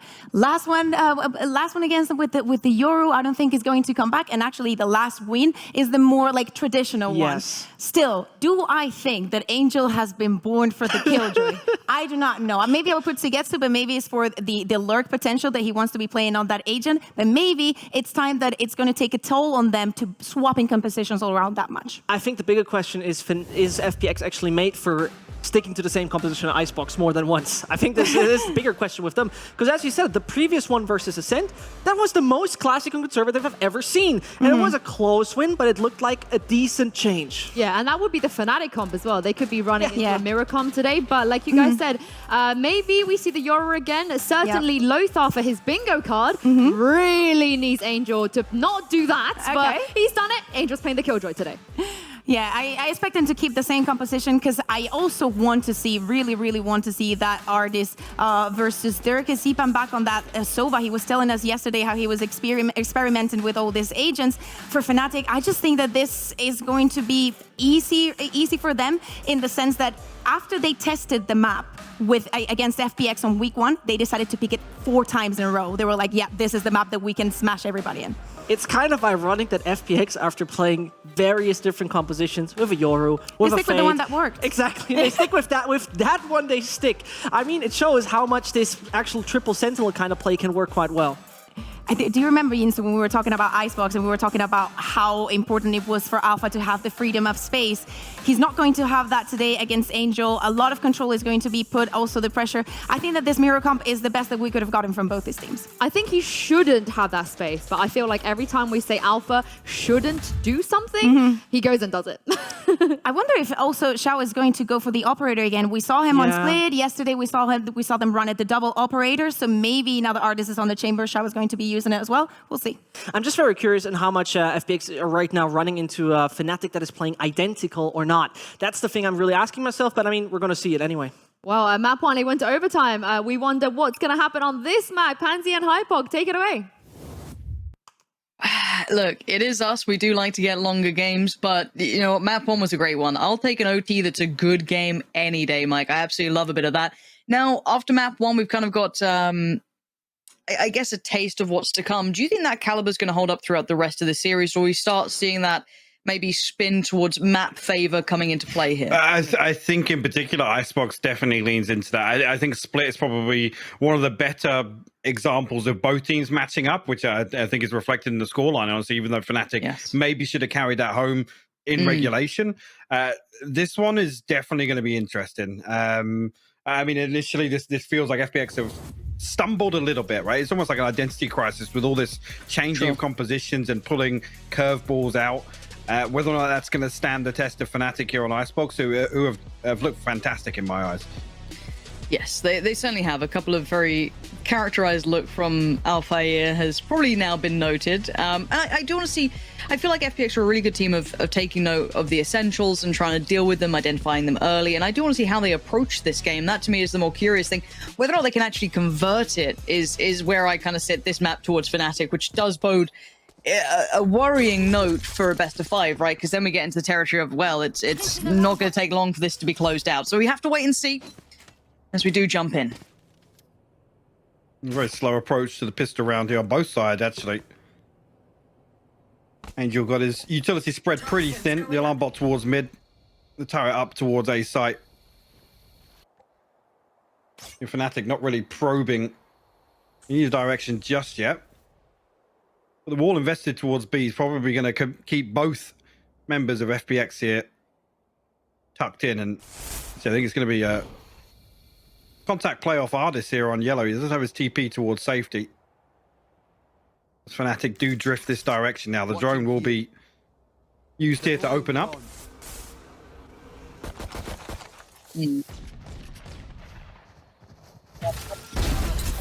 This would be lovely to see if he can keep up. Going to take one and then peel away. And actually, Shao's going to dive in as well. Yeah, he's done well to find the kill and still get out. There, actually dips back down. Boaster caught out from behind the wall as well. Spike noted once again, 30 seconds left for Enzo and Alpha to try and recover this, but he gets to going to find another headshot and see what the superstar can do in this scenario. Another 4 to find. Oh, he almost did it last time around. Draw your mind back to map 1. This may not be so simple, though, as 10 seconds. Not much of a miracle believer here, but damage is damage, and Alphair is just ridiculous at this game, but he's out of time. So the round is irrelevant, but he still did a fair bit of work. We got the plant down as well. Going to force him to potentially save it now. Shao's going to find it, but decent progress here. And the fact that he actually dies gives him that extra ult orb. We saw previously FNATIC just farming ult orbs towards this lockdown for Alphair. That's a very, very good start for him. Come through and just be 2 away so early on. Ultimately making it pretty feasible to have that online for their first buy round. I like the voice crack. I like that mic, very emotional. The water down the wrong hole. Oh, it's the worst, isn't it? Why is that even an option? Oh. Well,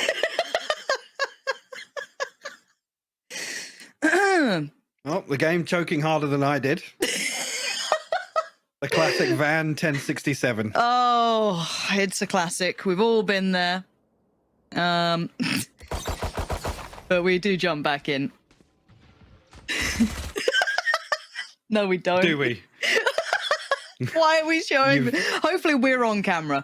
For once, I hope we are on camera. I can't see that, but I'm going to imagine we are. The round's carrying on. The UI is updating, though, so I'll just cast off that.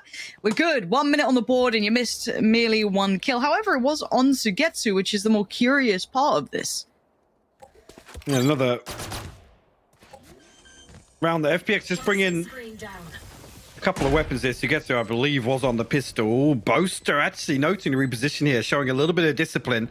The pings come through. He's got himself in a really, really dangerous position, actually. And again, the discipline this man's showing. How much can he do? Because there's a time limit to this, and that's lovely work from Boaster. And now you've got to look at the others. Where's Durka? Where's your Alphair coming into this? Boaster set all of this up for it to be way more dangerous than it should. This is a classic the Boaster's brought in, but the positioning alone is unreal. And if he just plays his life mic, it's perfect. This is unreal stuff coming out right now from FNATIC. And artists, I bet FPX are absolutely seething at the outcome of this round. Absolutely. He has to try and hold on to this Vandal. It was invested in here as the only rifle, a couple of Spectres, and like I said, I believe a pistol in the hands of Sugetsu.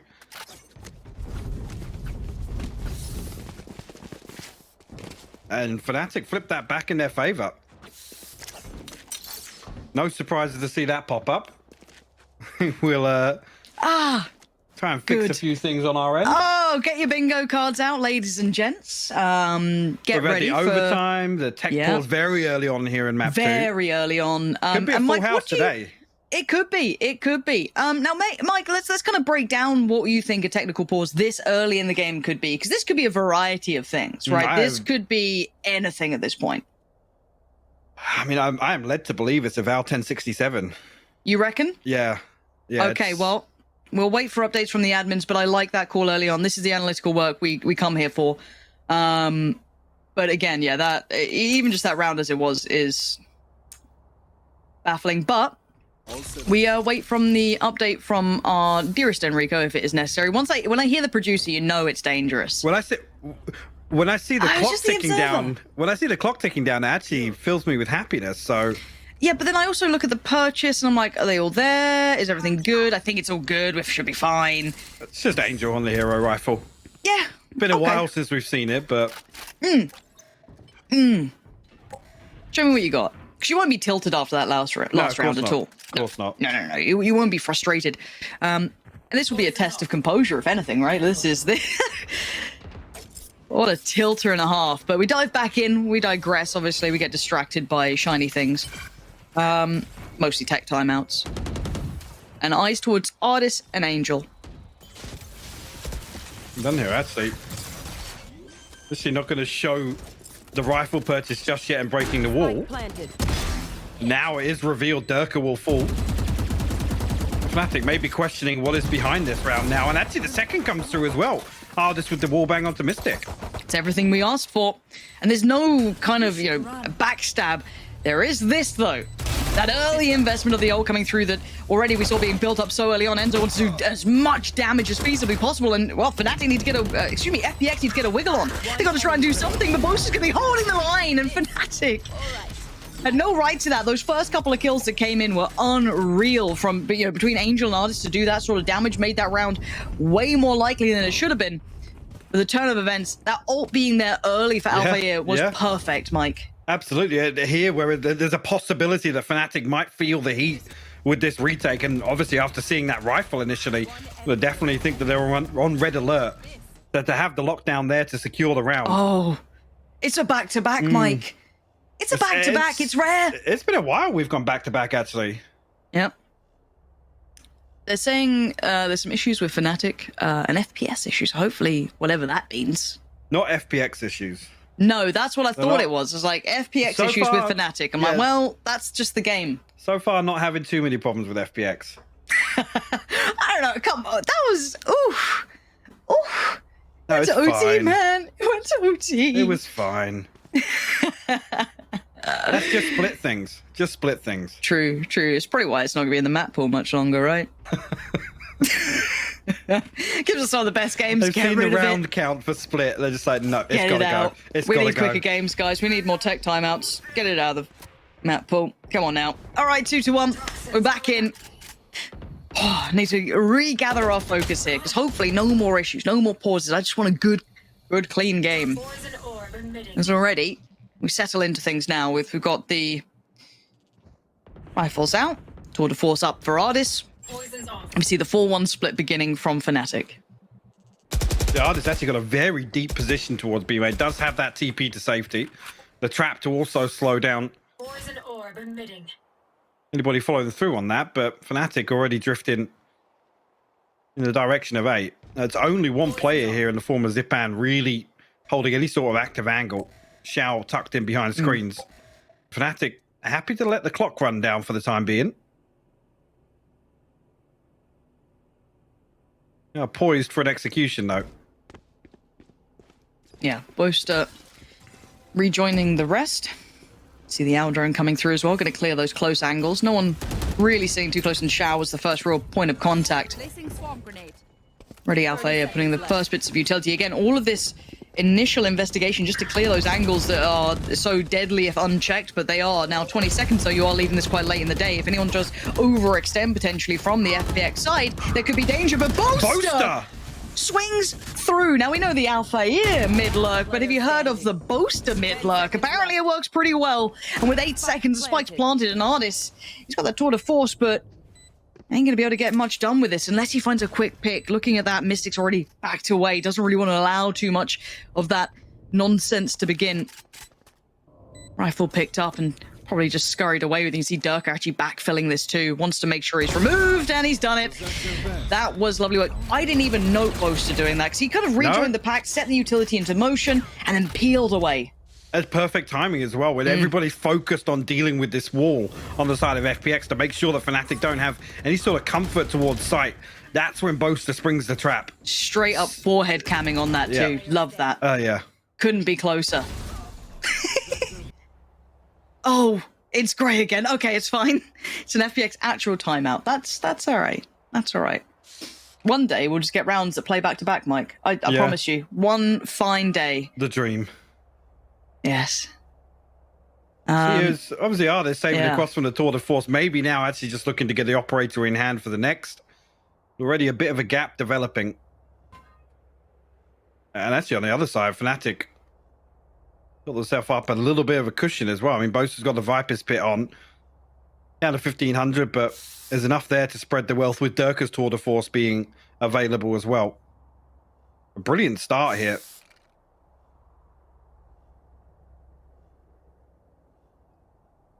FNATIC haven't really been probing too deep in the early round. It's really been FPX tucked in pretty deep onto site. So allowing all this early space for FNATIC to set up what they've looked pretty good for on Icebox, right? Which is setting up for these very, very well invested site hits. I'm curious here if, I mean, FPX haven't particularly leaned too much on the side of, playing anti-plant. So it's interesting to see them not really look for any contact. Revealing area. Yeah, I just did go for a last minute, I think, judge investment. Okay. Bells are tolling. It's only a Sunday in Germany. Ding dong. And, well, look at the pace on this one. Alfie is just straight on in. Hard to get a grip on the game with this pace change, but again, we know that FPX are coming in with just the upgraded pistols. That's a nice shot for Zipan. Can't give him too many individual opportunities. He will get a couple of other moments to maybe strike, but for now it's going to be the spike plant, and FNATIC want to just regain control of this round. Alfie got himself set up comfortably here. I mean, the alarm bot's dealt with, but be tough to crack. Back onto site here. We'll see if the judge can get anything done in the hands of Ardis.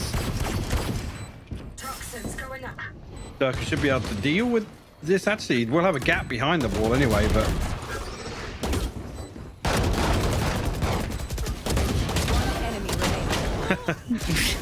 we'll find one eventually, but Enzo's there to clean things up. Another round posted here. FPX back on their purchase, but they lose this one.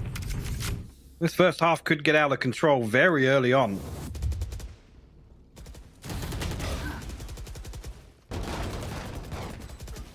No, you're absolutely right. Got to stop the rot pretty early. I feel like the tempo's been a little bit,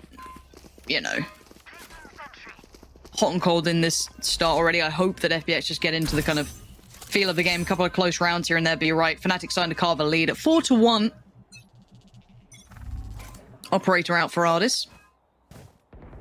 Is he deciding to sit towards that? Okay, moving towards that B site. Not quite sitting too deep on this, though. And FNATIC once again going through the paces.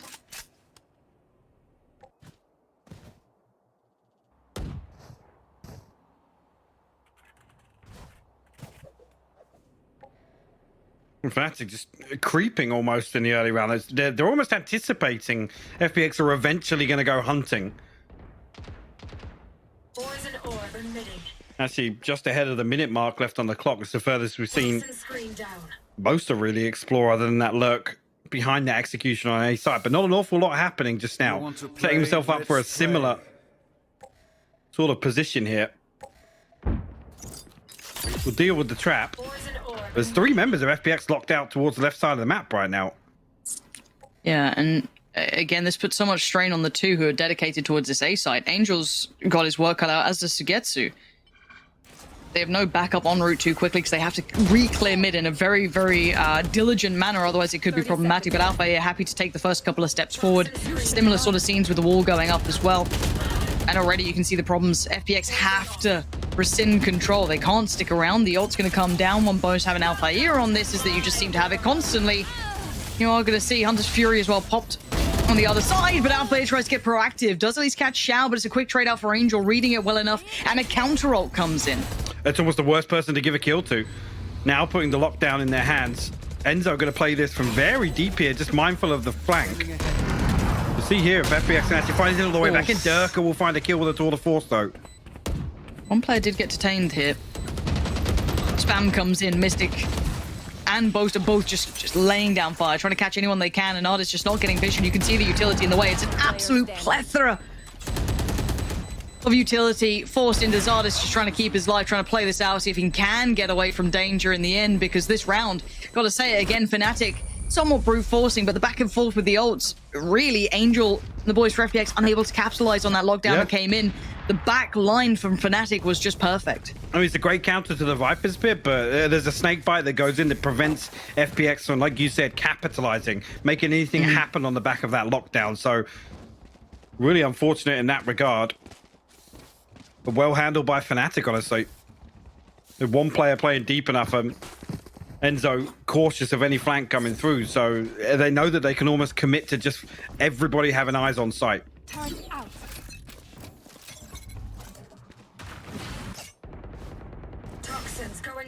Okay, Ardis, show me what you can do.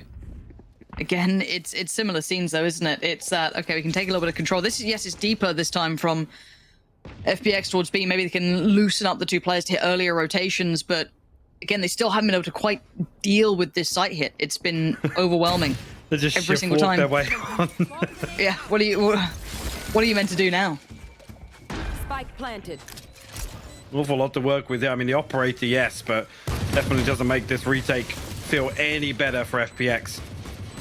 Looks as if FNATIC will find their sixth here. Nano Swarm's already set up.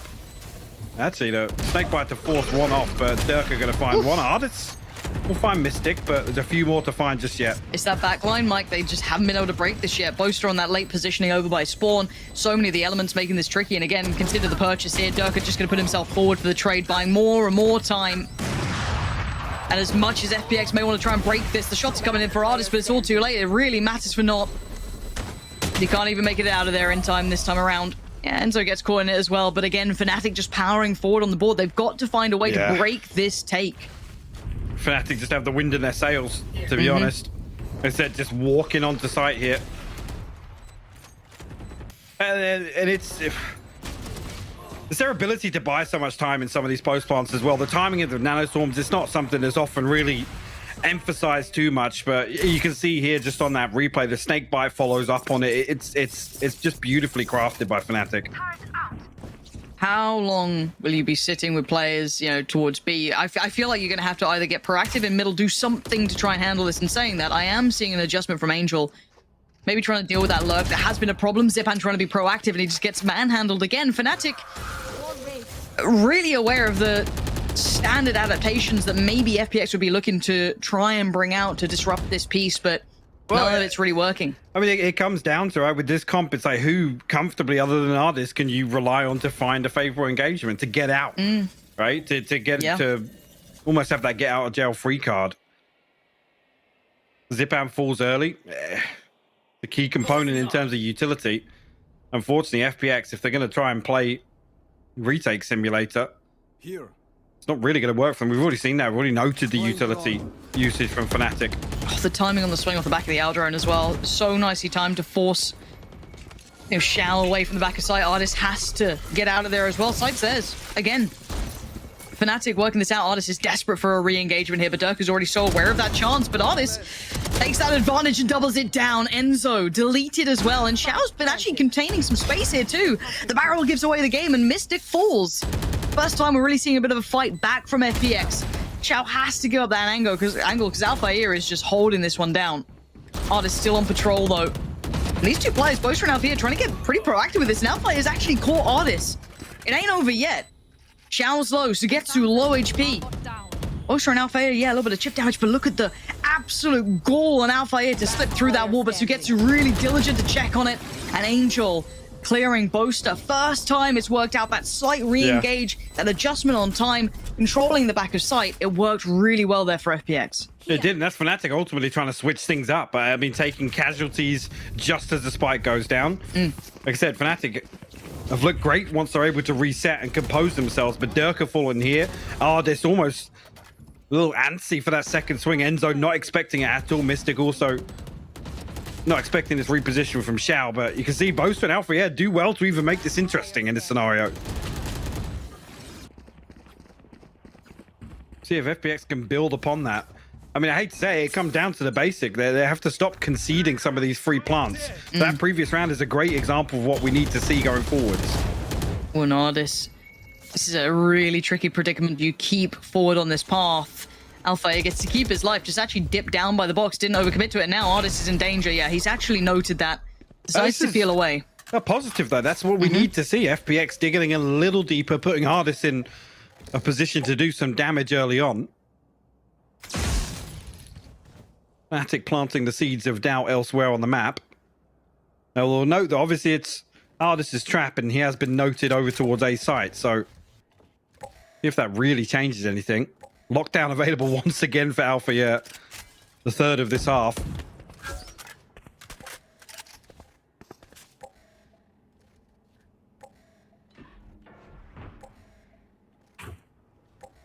See whether or not they're going to pin this execution behind it. A lot of strain on this man's shoulders. Now, they have dealt with a lurk. Boaster's been found, and this hasn't really disrupted much. They know what's up. Now, that is an issue. Can they take this away? 1, 2... Second one missed. Didn't get it. Did not get it. Now, Ardis is stand and deliver time, and just gets Ferrari peaked by Alpha here. Echoes of Xantaris in that sort of peak. Zipan this time, well, can only try and reveal the information that waits on the other side, but Mystic still finding the shot towards Shao. Does get traded out by Zipan in the end. It is to be that 3v3, but Zipan is banging out shots. I guess that's one way to do it. And now let's see the lineups on this side. Enzo. Hunter's Fury available as well. Yep. They can buy a little bit of time here, but it's going to be difficult to do anything else here. Oh, that's gorgeous, though. Alpha just catching Zipan just... Another shock dart coming through. That should kill him. Oh, he's not sticking it. Again, time. This is all about time and the spray. It's not quite enough. And now to get to what do you do? Nothing left. You can't do anything. Standard fight and Alpha here again. The time bought by Enzo and the firepower from Alpha here in combination denied anything that FPX could do with that. The crazy thing to consider as well, Alpha invests his lockdown, and 4 kills on the round actually puts him back in a position to feasibly get it again. It's ridiculous. Before the end of this half. And this is off heroics of Zipan as well. Like, this round shouldn't have even been that close in my mind. And this is just huge work. I can't really say much against Angel unless he tried to take the fight, tried to do what he could, but timeout comes in. You're desperate to try and stop this, but I feel like, you know, the dams have already burst. Yeah. And duct tape ain't gonna help it here. This is looking like FNATIC are in full control. We haven't even seen them really address the B site.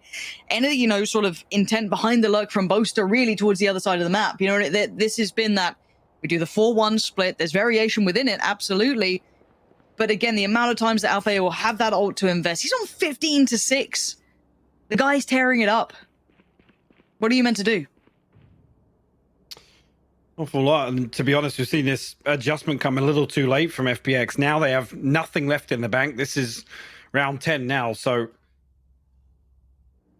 almost forced to try and get together whatever purchase they can. They will still be able to buy into round 12, but the ultimate's going to be lacking. You still have the res chance for Angel to get his lockdown on, but FPX haven't really achieved an awful lot on the previous just because of the way that we expect FNATIC to play the post-bomb, right? Yes, you can retake site, but FNATIC are happy to give it up with all of these tools at their disposal. I'm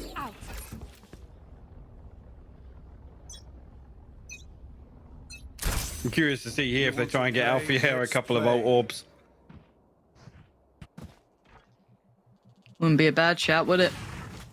But I mean, it leans in, right? The lockdown will clear site. It will allow this clean plant, allow them to reset comfortably.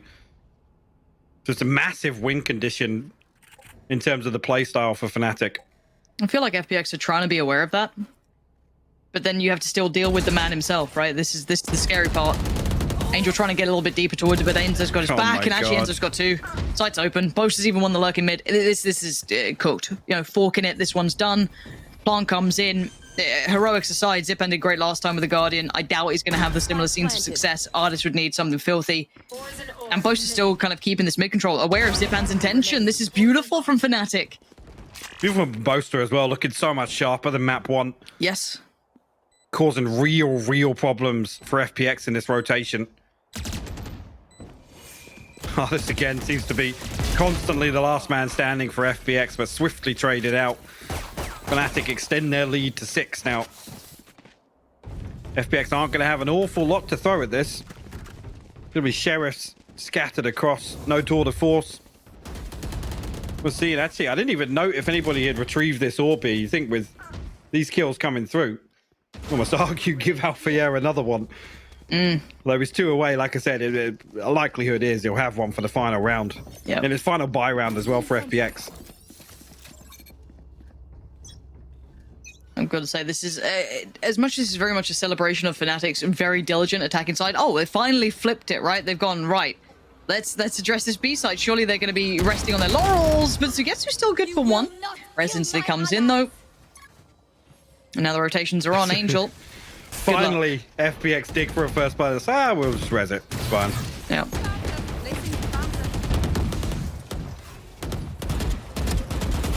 Oof, the spray. And they're just as diligent. This is the scary factor. Yes, FNATIC are really nice on those A takes. You know, they've got a really drilled in look to it. Still pretty solid here as well. No real contest on this one, considering the purchase coming out from FPX was going to be poor regardless. So FNATIC in farming mode. And there it is. This is this one looks like it's kind of done with, which is, I guess, a worry if we think bigger picture as well, right? Because then you start thinking about Haven, you start thinking about Fracture, Ascent. You got to feel one of those would be FNATIC's, but yeah. I mean, with the way this video, like I said yesterday, you don't really read those an awful lot for these best of 5s, but you got to go with the expected outcomes, right? Which for me would have been FPX closing out split from what we saw yesterday. That was one for me that if this is to go the distance, you want FPX on the board first, because Icebox I had tipped towards FNATIC all day long. Yeah, I think just recency bias, all of that aside, they've just been really diligent on it. We haven't seen someone find fault in what they're doing. Zipan's gone down again. And keep in mind, Alpha's got his ult here, so they could rinse and repeat what we've seen before. Nothing to really stop it. Zipan gone. And actually, they're starting to explore the map now. Starting to play it out, get the pick towards A. Okay, let's hit that rotation. Flip. See how Sugetsu's doing over here. Little check-in. Chip damage with a lot of information. Sugetsu just has to fall away from this now. Be forced out by the lockdown if they invest it. The drone going to spot him out once again. Sugetsu desperate almost to try and find one of these kills, or at least slow things down to allow the rotation, but I feel like he's overstayed his welcome. Still finds the kill though. You should run. There's the lockdown. Oh, lovely. Up and over we go. Oh, the double. Why does it just feel like the game's easier for Durka? Like, I don't understand it, man. I don't understand it. The guy is so good. Do you remember when, like, the first, like, roll your mind back, because you're as old as I am, right? Do you remember when, like, the first couple of people got, like, really good internet connections? You know, playing your online games, you're on the old dial-up. They had, like, that mad internet, like, those Dutch kids would come in and just body people. I feel like just, like, Durka's on that. He's just got, like, a different game. He's on, like, 2,500 hertz. It's ridiculous. I don't understand how the game looks so easy when he plays it. But for now, this has been a bit of a blowout. Mike, I can't really call it much more than that. It's been lovely to watch, seeing FNATIC on this attacking side, but there's not been much to really make me look towards FPX and go, cool, there's a plan here. I would counter that with actually, we're not seeing anything special from the FNATIC strat book, right? This is almost tried and tested. They're very good at playing this sort of game, but honestly, it's been kind of difficult to watch from the side of FPX. I mean, a real lack of adjustment early on in the half. Like I said, I remember commenting maybe round 5 or 6 where it's like, this is about to get out of hand. If FPX don't switch up now, it's going to get out of hand. And it's led to a 10-2 half. So a little troubling to watch. But for FNATIC, you're absolutely, you've nailed it. It's It's textbook from them. It certainly is. And if you are wondering why there's a tech pause, it's because we're casting. It's because FPX have an audio issue, so hopefully that gets fixed up, whatever it may be. Whoever's making these peripherals, man, like let's do better. It's like a mouse problem, it's a headset problem, it's something every time. Let's get on top of it. But this does feel like this one's out, and you know, call me, I don't know, a cynic, call me whatever you want. I feel at 10-2, the way this has gone, this would need to be, you know, a historic matchup for FPX. And then there's always people go, oh, but in other games, this team did this. Brilliant. That's the other game. I'm sure that had its individual context. So wonderful that you've had that input. But FNATIC on this map have looked pretty solid overall. I think every single person coming into this had tipped it in favor to FNATIC, mostly. Like, maybe not by this scoreline, but again, it's pretty one-sided. So we now look to see what FPX can do, really. It's just, how far can they run this back, Mike? So we'll start here from the pistol round. Already early on, Enzo actually retrieving the AWP here on A site. Nobody from FPX on the other side to punish that, but a headhunter shot does come through, putting Enzo down to 54 HP. We'll pick up that heal nice and early, though, with no threat towards site. Now, the thing FNATIC have looked excellent at is playing anti-plant on Icebox. It's the same setup once again. You can see Boaster already positioned for it. He's got both snake bites to invest here. Enzo still with 2 shock darts as well. Have to see if FPX adjust this plant position. They do, yes. Yeah. So well handled initially, good awareness on their side, but it does make the post plant a little trickier. They have to tuck in to these close contact positions.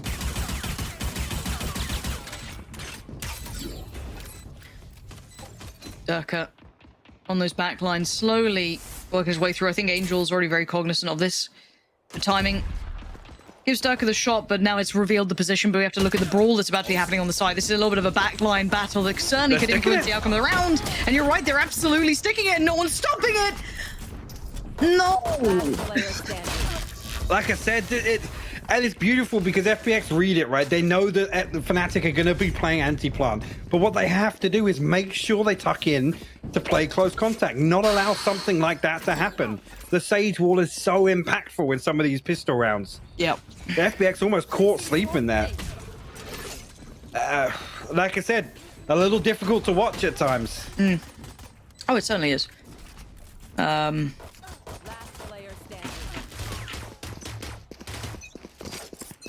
We go again.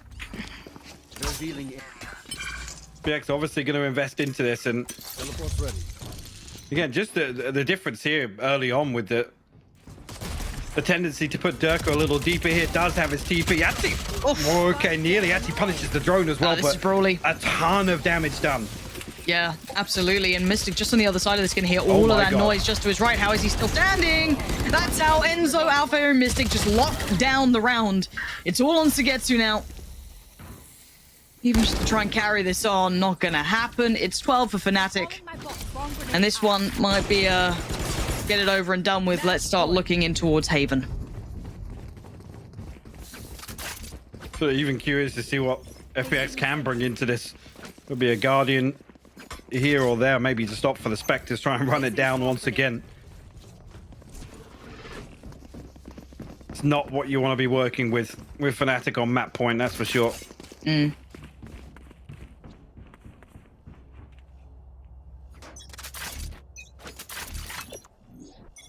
Standing ahead. Teleport's ready. Yeah, early work done. That's at least good if you're on the side of FPX here, maybe hoping for a closer game, but that could be healed right on back up. And Zipan actually going to find him for, I think, almost a second time here. Could have done for more. Not going to get it, though. 1-for-1 traded out in the end. Both are going to be feeling the heat a little bit towards B. Shao drifting past, but a headshot will definitely slow things down. The snake bite more so, but a little bit of an overstep from Boaster here. Will fall. The wall goes up. Could be dealt with here by Alpha, yeah. At least the gap created. FPX will get the plant though. Spike planted. Can Angel reset? Yeah. Oh, he's trying to slip away. He's trying to. No, surely not. Not allowed. Enzo's going to grab him and drag him back down. It's now down to 3. Sugetsu, Artist, and Shout. Make it just 2. Artist and Sugetsu. Both now spotted, I'm pretty sure. Feels inevitable, but maybe not. Maybe there's life in them yet, and the Guardians bring them back from the brink, but it's a long road back. Indeed, Enzo almost. I mean, Mystic's done well to find the first and actually get a slow warp onto both players behind yellow. Unfortunately, can't find anything else behind that. I mean, even so, purchase not looking great. It's actually 4 Guardians now on the Vandal in the hands of Zipan. See how far FPX can go with this. Viper's pick getting online, so they can get themselves to a post plant. Might be able to set up a comfortable hold here. Artist actually forced away from mid, allowing Durka to slip through. Get himself set up with a Guardian of his own. But that push isn't stopping, is it? You can see that there's still players behind it, and I think all the audio has been heard and seen between Artist and Angel. Control is found and no disruptions further than the initial brawl. As Boaster and Mystic, what do you do with this one? B-side's under control. So the spike should be en route now pretty safely.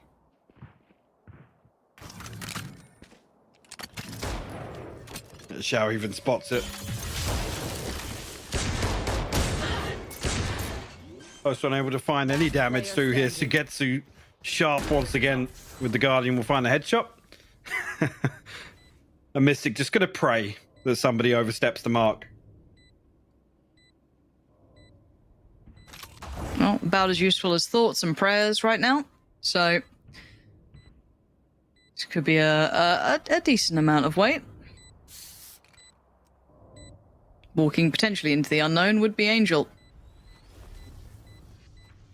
Oh, the little beanie hat. Almost got caught. Not to be. Angel's fine. And it's 4 now for FPX.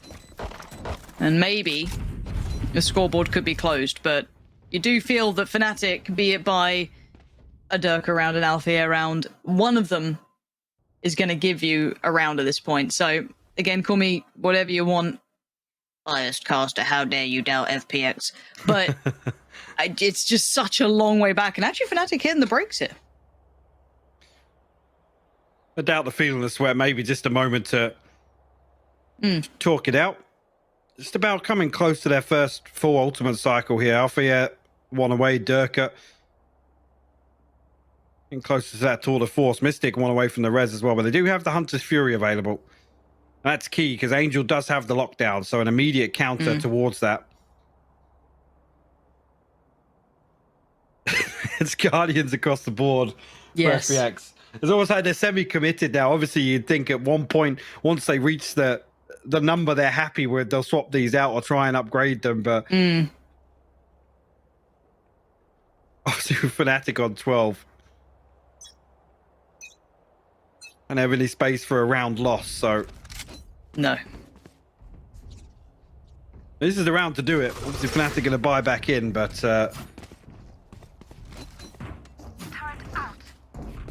But the Guardians remain. Sugetsu's reconsidering it. I was thinking, again, never do quick math on stream, but thinking about what the number to get to is probably got to be around 3k to make sure that you have enough for the rifle purchase in the next, but... Well, let's see if Guardians are enough. Mystic's going to take a little bit of damage from the shoulder peak. But it's Artist waiting for someone to take a little bit more of an invested look. Now, that is what he was waiting on. Enzo gets annihilated. Well, opens things up for the lockdown now. The Hunter's Fury is removed. Mystic doesn't have the res. Althea can counter with his, but does make this round a little more interesting now. Definitely doable for FPX.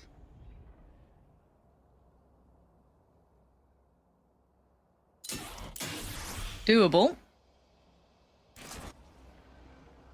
Just got to do it. FPX eyeing up that B site. Still Boasters here. Ult invested from Sugetsu. You should run. And the lockdown just as the icing on the cake. And Sugetsu even found Boaster. Okay. Feels a little unfair, but makes sense. This might just be a 3-man save. Yeah, I mean, it should be, yeah. Absolutely. I almost feel like it's a little overcooked from... I don't think they needed both. No? Could have been nice to have that in the pocket to, you know, bring into, but... But they need rounds, so you can weigh it off with making absolutely sure there's no chance of FNATIC finding their way back in here. Angel has got to explore him, but the alarm bot should pick him up. He's just looking to upgrade this Guardian, which we've already identified. Punish from up top screens.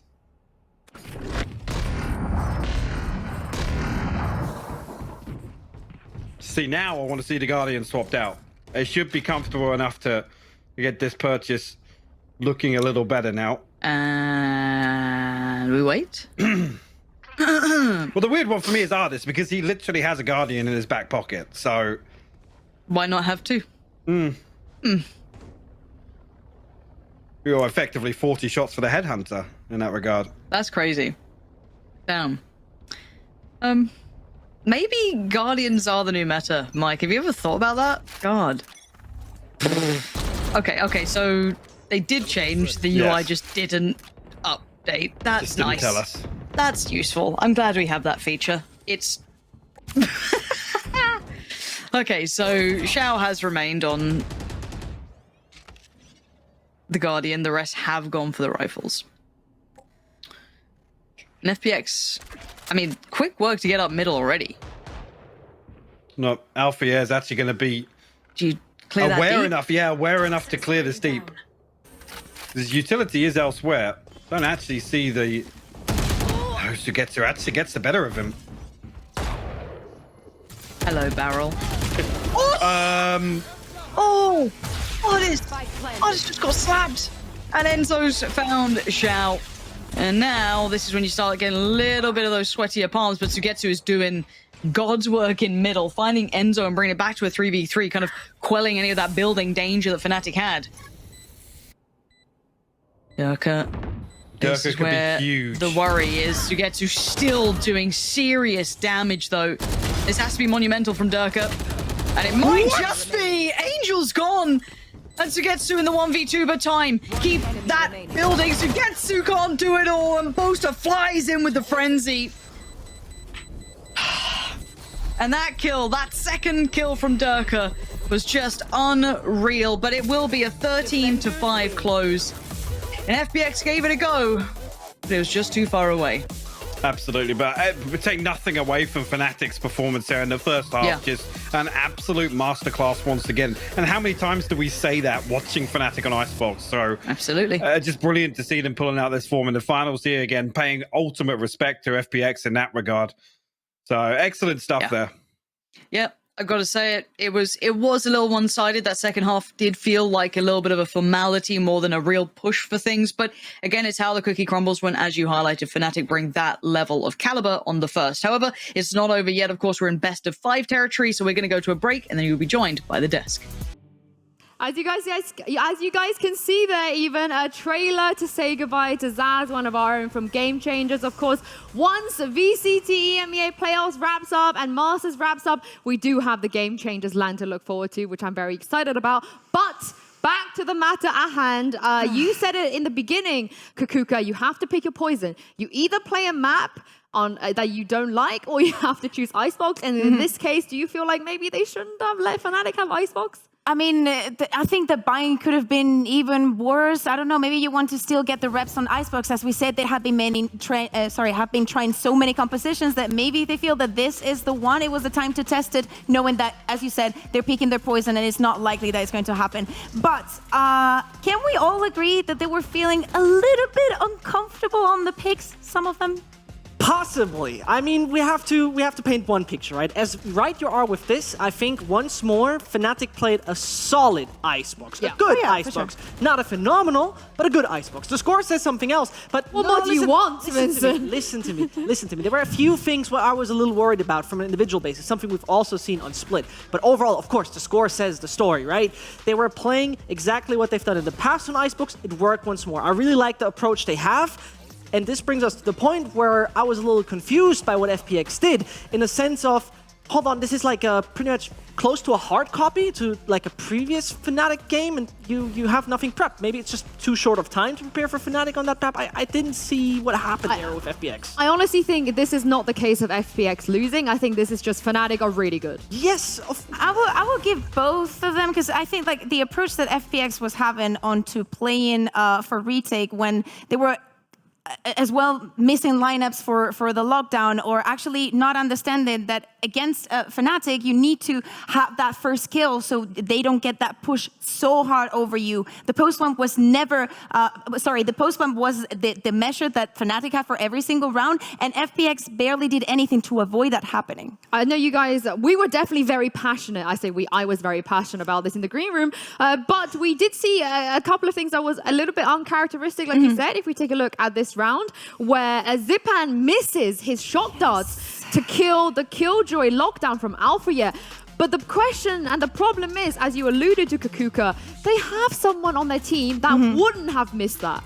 Never. Xiao would have never missed that. And I don't think it's only that. I think that Zipan today, like the nerves are taking over him. Obviously, Artis is trusting that Zipan is going to hit that. And the moment that he sees that the lockdown is not going down, he doesn't even like think again and be like, oh, maybe I need to leave this. Xiao on the last round, for example, didn't use the rest of that first half. And it's just complicated for them because, as you said, it feels like even with just that swap, it would have been enough. But again, also Angel pills Vipers to get surprise Killjoy. So what is the need of the Force here? Let's take a look at the agent select right after this, because I want to ask you, Zesht, as well. As we can see, when the agents were locked in, which player was playing which agent. Xiao's played Sova 155 times. Yeah. Do you feel like it was a little bit weird for FPX to give that responsibility to Zipan when you have Xiao on your team? I have a wild theory. Let it be wild. Here we go. Okay? Yep. The last time we saw him play that Sova on Icebox was against FNATIC. Okay, so far so good, right? But he seemed very uncomfortable on that agent against FNATIC. This is the only assumption I can make. He was individually not that strong, and he seemed to not be too comfortable on the role. It could be a thing then, but 150 times he's played, he's felt uncomfortable maybe once. I think it wraps around the fact that maybe, you know how FNATIC told us, hey, we run this composition, rely on it, and we work around it. FPX was like, we swap around, it doesn't work. Oh, this one has worked, we stick to this, and let's see if we can make it work. Also, again, Sogetu, he's quite good at Killjoy. That's probably why they picked him up in the first place, right, to replace Meadow, but... And Angel can play Viper, like, I don't know, it's just the general feeling over it. I don't know what's going to happen on Haven, but I think that it also comes down to they knew that Icebox was going to be nearly impossible. Yeah, I'm going to bring Lothar into this conversation because he's staring at us from across the room with a scythe. Yeah, what did you make of that, Lothar? And break some of the stuff down on your lab. Remember, kids, never fill in ranked, always play your comfortable agent so you know what you're doing. Anyway, let's jump into the retakes. Because that was very interesting. Let's just play the round because it was very confusing probably for the viewers when they were like watching from the POV. It was like, wait, what is happening? How they are defusing this? Why is this spike there in this point? So I'm gonna just turn it from the let's say flyby camera, and you can see here what is going on. So first, this Viper orb here is like essentially a tool that combined with the nanoswarms and the shock darts and the snake bites essentially makes it almost impossible to plant, and this is one of the strategies that FNATIC is kind of thriving in for like a year and a half essentially on Icebox. So when this is happening, opponents are most likely to push to either plant in this spot or on top of site. Top of site is still very risky to plant, so this spot that is like behind maze is easier to do, but then the post plant is in a tough situation position in a tough spot, and this is where Mystic exposes that, because with his Sage wall that essentially blocks everything in his path from the right side, the only thing that they have to clear is now the left side from Boaster. Boaster holds his orb, so if someone wants to stop the defuse from happening, he needs to push through a utility that already had a function. And this is what FNATIC does pretty well, is they use those utility from Viper, from Killjoy in few different points of the round with few different angles for different purposes. And that is a just great utility usage and textbook one, I would say. That's about it. Yeah, won them the round. And it's the first time we've seen something like that as well on Icebox, which is very exciting. But we're going to move on to Haven next. Zesht, surely if there was a map that FPX can come back into the game on, it is Haven versus FNATIC. I think the words coming back on is quite well when we talk about Haven, right? Because that game that we've most recently witnessed versus Guild initially was necessarily not working too good at the start, right? But they had those comebacks. That was exactly what was needed, where they were, let's say, working well enough together and prodding around and things like that. And it left me with the, kind of uncomfortable feeling when I watched it yesterday. Would that also work against the FNATIC? Because I don't necessarily see it happen working that well. Yeah, so the difference is that FNATIC went against Guild first, and they learned a lot inside the game. And then Guild actually learned a lot as well, and the control that they could have on the attack, and they adapted a lot of things against FPX. FPX focused a lot on breaking the time in every single time. The Guild wanted to go on that execute, something that was definitely lacking on Icebox, and that they're going to need here on Haven. But as you say, I agree. I mean, obviously, is this or none, so... Yeah, we're going to head into Agent Select very shortly, but as you guys remember from Lothar's Telestrator in the pre-show, when it comes to non-mirror matchup win rates, this is where we could potentially be seeing the fade versus no fade. Is there one particular that you guys lean towards in terms of a favorable composition here? They're cool plays. They're cool fade plays from FPX. I very vividly remember the one backside A where every G2 player got just basically bouncing up in the air, right? That was looking kind of cool, but at the same time, are those gimmicky things really what gets you the win? I don't think so. I personally do not think so. Are we going to see the Sage? Is that something that is going to prevail until we get to Copenhagen on the side of FPX, maybe trying something new? I don't think so for both of the teams. They know how important this is. And if FPX wants to take a risk, well, we'll see about that one, but definitely more comfortable they should be on the picks here. I would love to see FNATIC actually play in the fade on this map, but not going to happen. No. I think Sage Getsu, no, not Sage Getsu, Sage Joy. Oh, and Artis is going on the Sova, so what is happening?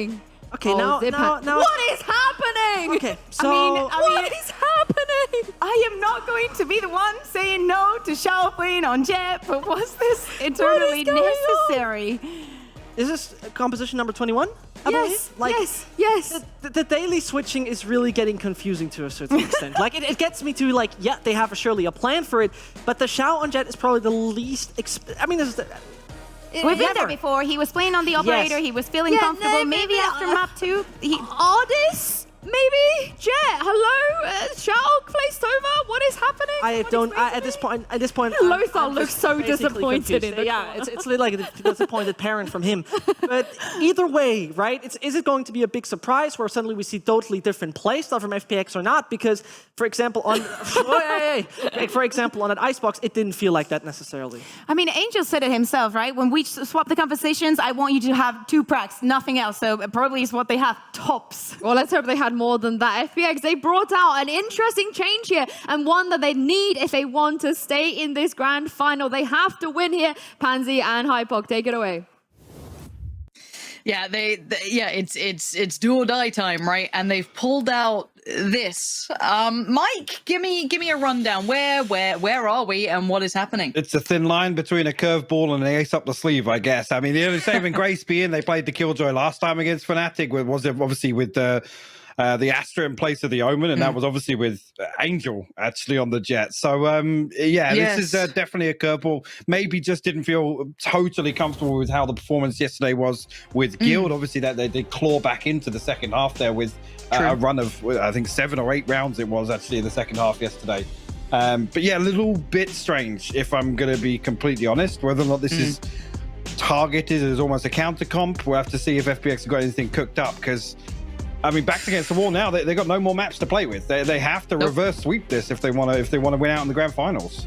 The best of fives can really start feeling quick at times, right? Like that's always the scary thing. Like the way the veto goes can be so critical, and this is a lot of pressure on FPX because FNATIC 1 map away now from walking away in that first place of such a long, arduous run in what can only be said as fine form, right? They have been in absolutely key form. They'll be starting out on the attacking side.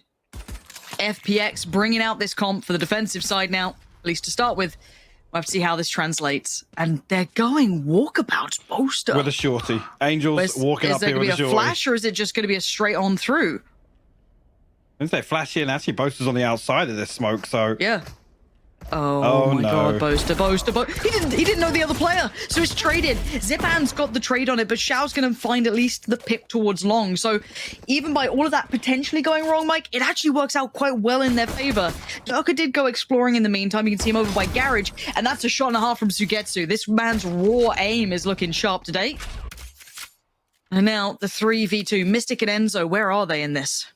The turret and the nano swarm to slow things down here. Obviously, turret will take contact. Well, actually, gonna be able to pop this. Yeah, we'll slow things down a little bit, but Mystic able to navigate his way past. 30 seconds left. You get to just doing enough to buy a little bit of time for this rotation to come through. Can't get the plant clean yet. Enzo actually gonna find one with the shock dart. All right, 2v2 now. Oh, and the shot from Enzo is gorgeous. Don't know if Zipan even caught Mystic on the way out with that either. They both... One flash to play with. They both reset to long, though, and the plant isn't good for long, so looking to play off maybe... Recon bot one more shock dart to work with as well. Speaking of one, Mike, it's only 1 HP for Enzo, so he is super vulnerable. Zipan has that flash to play with. Oh! Now a location revealed. Is there going to be a push behind? It looks like Mystic is working up off the back of this. Careful now! Enzo's now removed. Another tap on the spike, and Zipan... How do you play this one? He's gone ahead of the curve. Mystic, get your gun out. Get ready to brawl, because Zipan, he did the best he could, but he couldn't get there back in time. And first round, we'll be going to FNATIC. Actually, hold on to the ghost as well. Yeah, an interesting one here. I mean, the smoke is perfect to make this pocket for Boaster to sit behind. That's actually Angel smoke as well for them to go exploring with the shorty. Xiao actually ate that shot. Actually just direct hits him. Yeah, FNATIC have done well to flip this back. And actually close out the pistol round.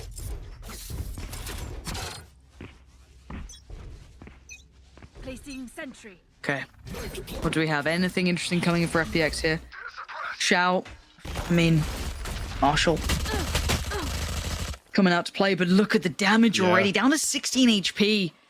So early on, this would have to be something real spicy for Xiao to walk away with, but a barrel's pretty long, and Alpha is got well aware of the plan. This is so comfortable for him, just going to take over that A-long control, and with the smoke already placed down towards CT, they can start building towards the site quite comfortably. Sugetsu locked out from it, can't really peek too much in towards it. And Zipan up towards heaven again, another smoke put into place at the perfect time. Spike can now go down. Give that a quick. Mystic will find one into the smoke. Hello. Durka gets himself right behind Angel. They're close company there. We'll deal with that flank. It's looking fairly flawless for FNATIC here.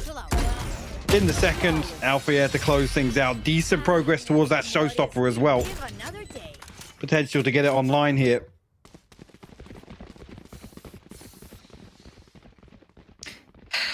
I need to see FPX start now, Mike. It's get it going early, because Split feels like a lifetime ago to me now. Icebox has completely skewed my perspective in this matchup. I need to see that fight back, because this comp's not it's not selling me, if I'm honest, so I'm a little bit worried. Well, you got a question then. It's like it's the comfort levels to bring out a curveball comp like this, and how tried and tested it is. True. Very true. If it is a targeted kind of counter towards what they expect, but Angel, with no respect whatsoever, a frantic push down short. Zipan will counter out with a trade, but Alpha, 2 kills now, showstopper online. They're not good enough, because look at that mid lurk as well. If that becomes effective from Durka, no, it doesn't. Really diligent work from Xiao. Denying that is huge, because you could see the push and pull, you know, pinching in towards that A site could have been devastating. It's not anymore. But Alpha does have the upgrade. He's got that rifle out now. And, well, the ult as well, just to... Oh my god! He didn't check! He didn't check the deepest corner, and Artist was waiting! Alfia could have destroyed him, but he's not to be. And the damage coming through. This is recovery mode. Mystic, though, can't make anything happen. Xiao keeps that safe in the end. Somehow, with the start that was from Angel, Zipan obviously finally getting that trade, but could have all gone amiss. The damage done on the side of FNATIC, though. Pulled away a couple of these weapons. Come out with this. I mean, the upper hand in terms of the light shields being invested on the side of FPX. Decent progress towards some of these ultimates as well, just being round 4. Right here. Yeah, I'm not sure if this is Angel just trying to plant the seeds of intention early on and keep FNATIC aware of the possibility.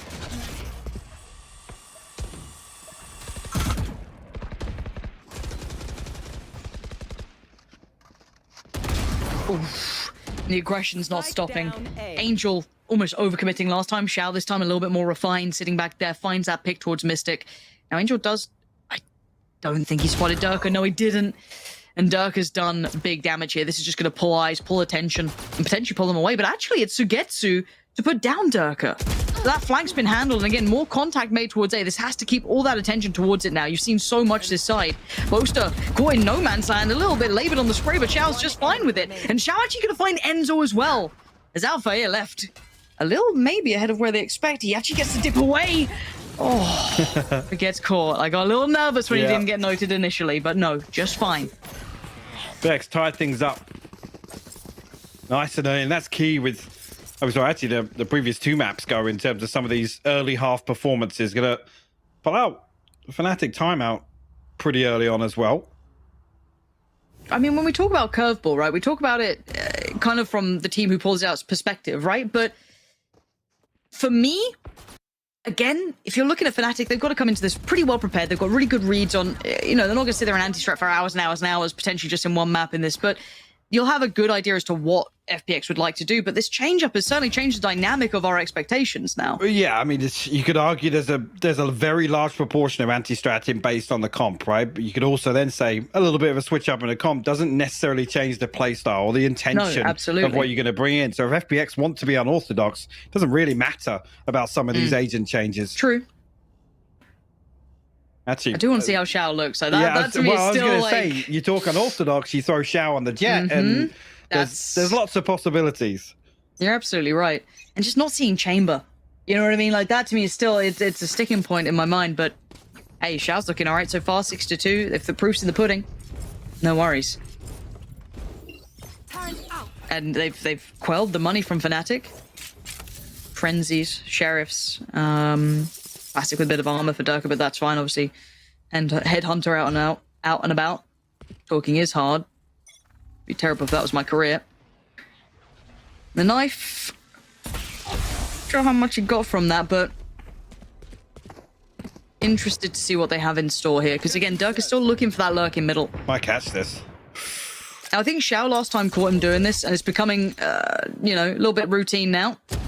And Xiao going to take a little bit of damage on this one, but it's going to pull attention back. You can see now Zipan starting to re-explore this area, and they've dealt with Durka. So now this is a very similar scene to what we saw before. Boaster got caught kind of, you know, in no man's land coming out of sewer.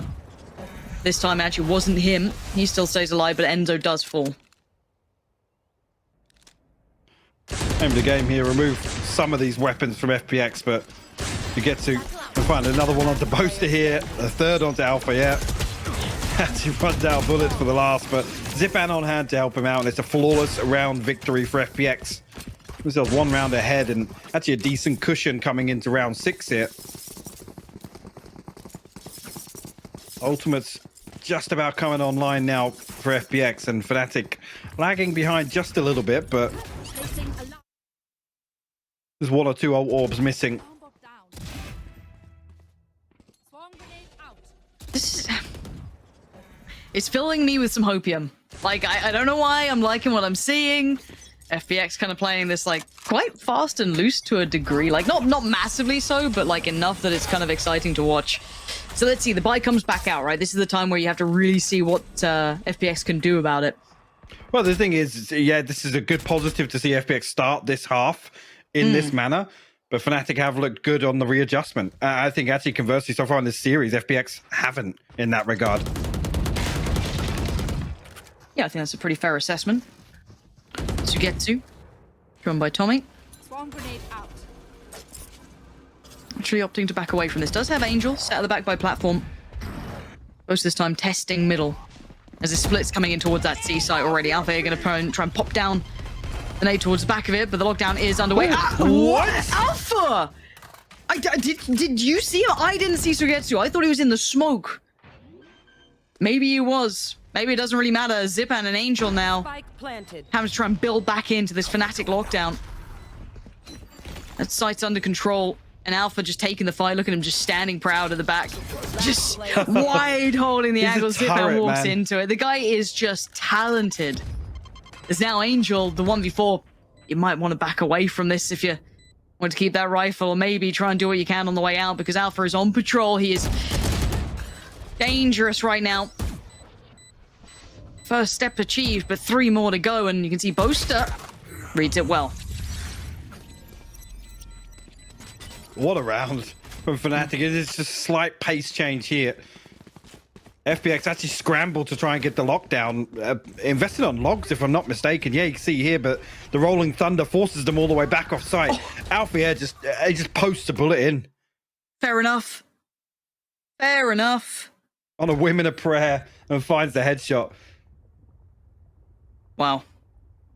This is interesting, because I mean, if FPX continue with this sort of pace, if they just get kind of slapped down in the first few rounds, it becomes harder and harder to justify that kind of breaking the mold on their side, right? Playing a little more unorthodox, a little more aggressive, and whether or not we see things like Angel and Shao look to get more curious towards some of these pushes, as we've already seen.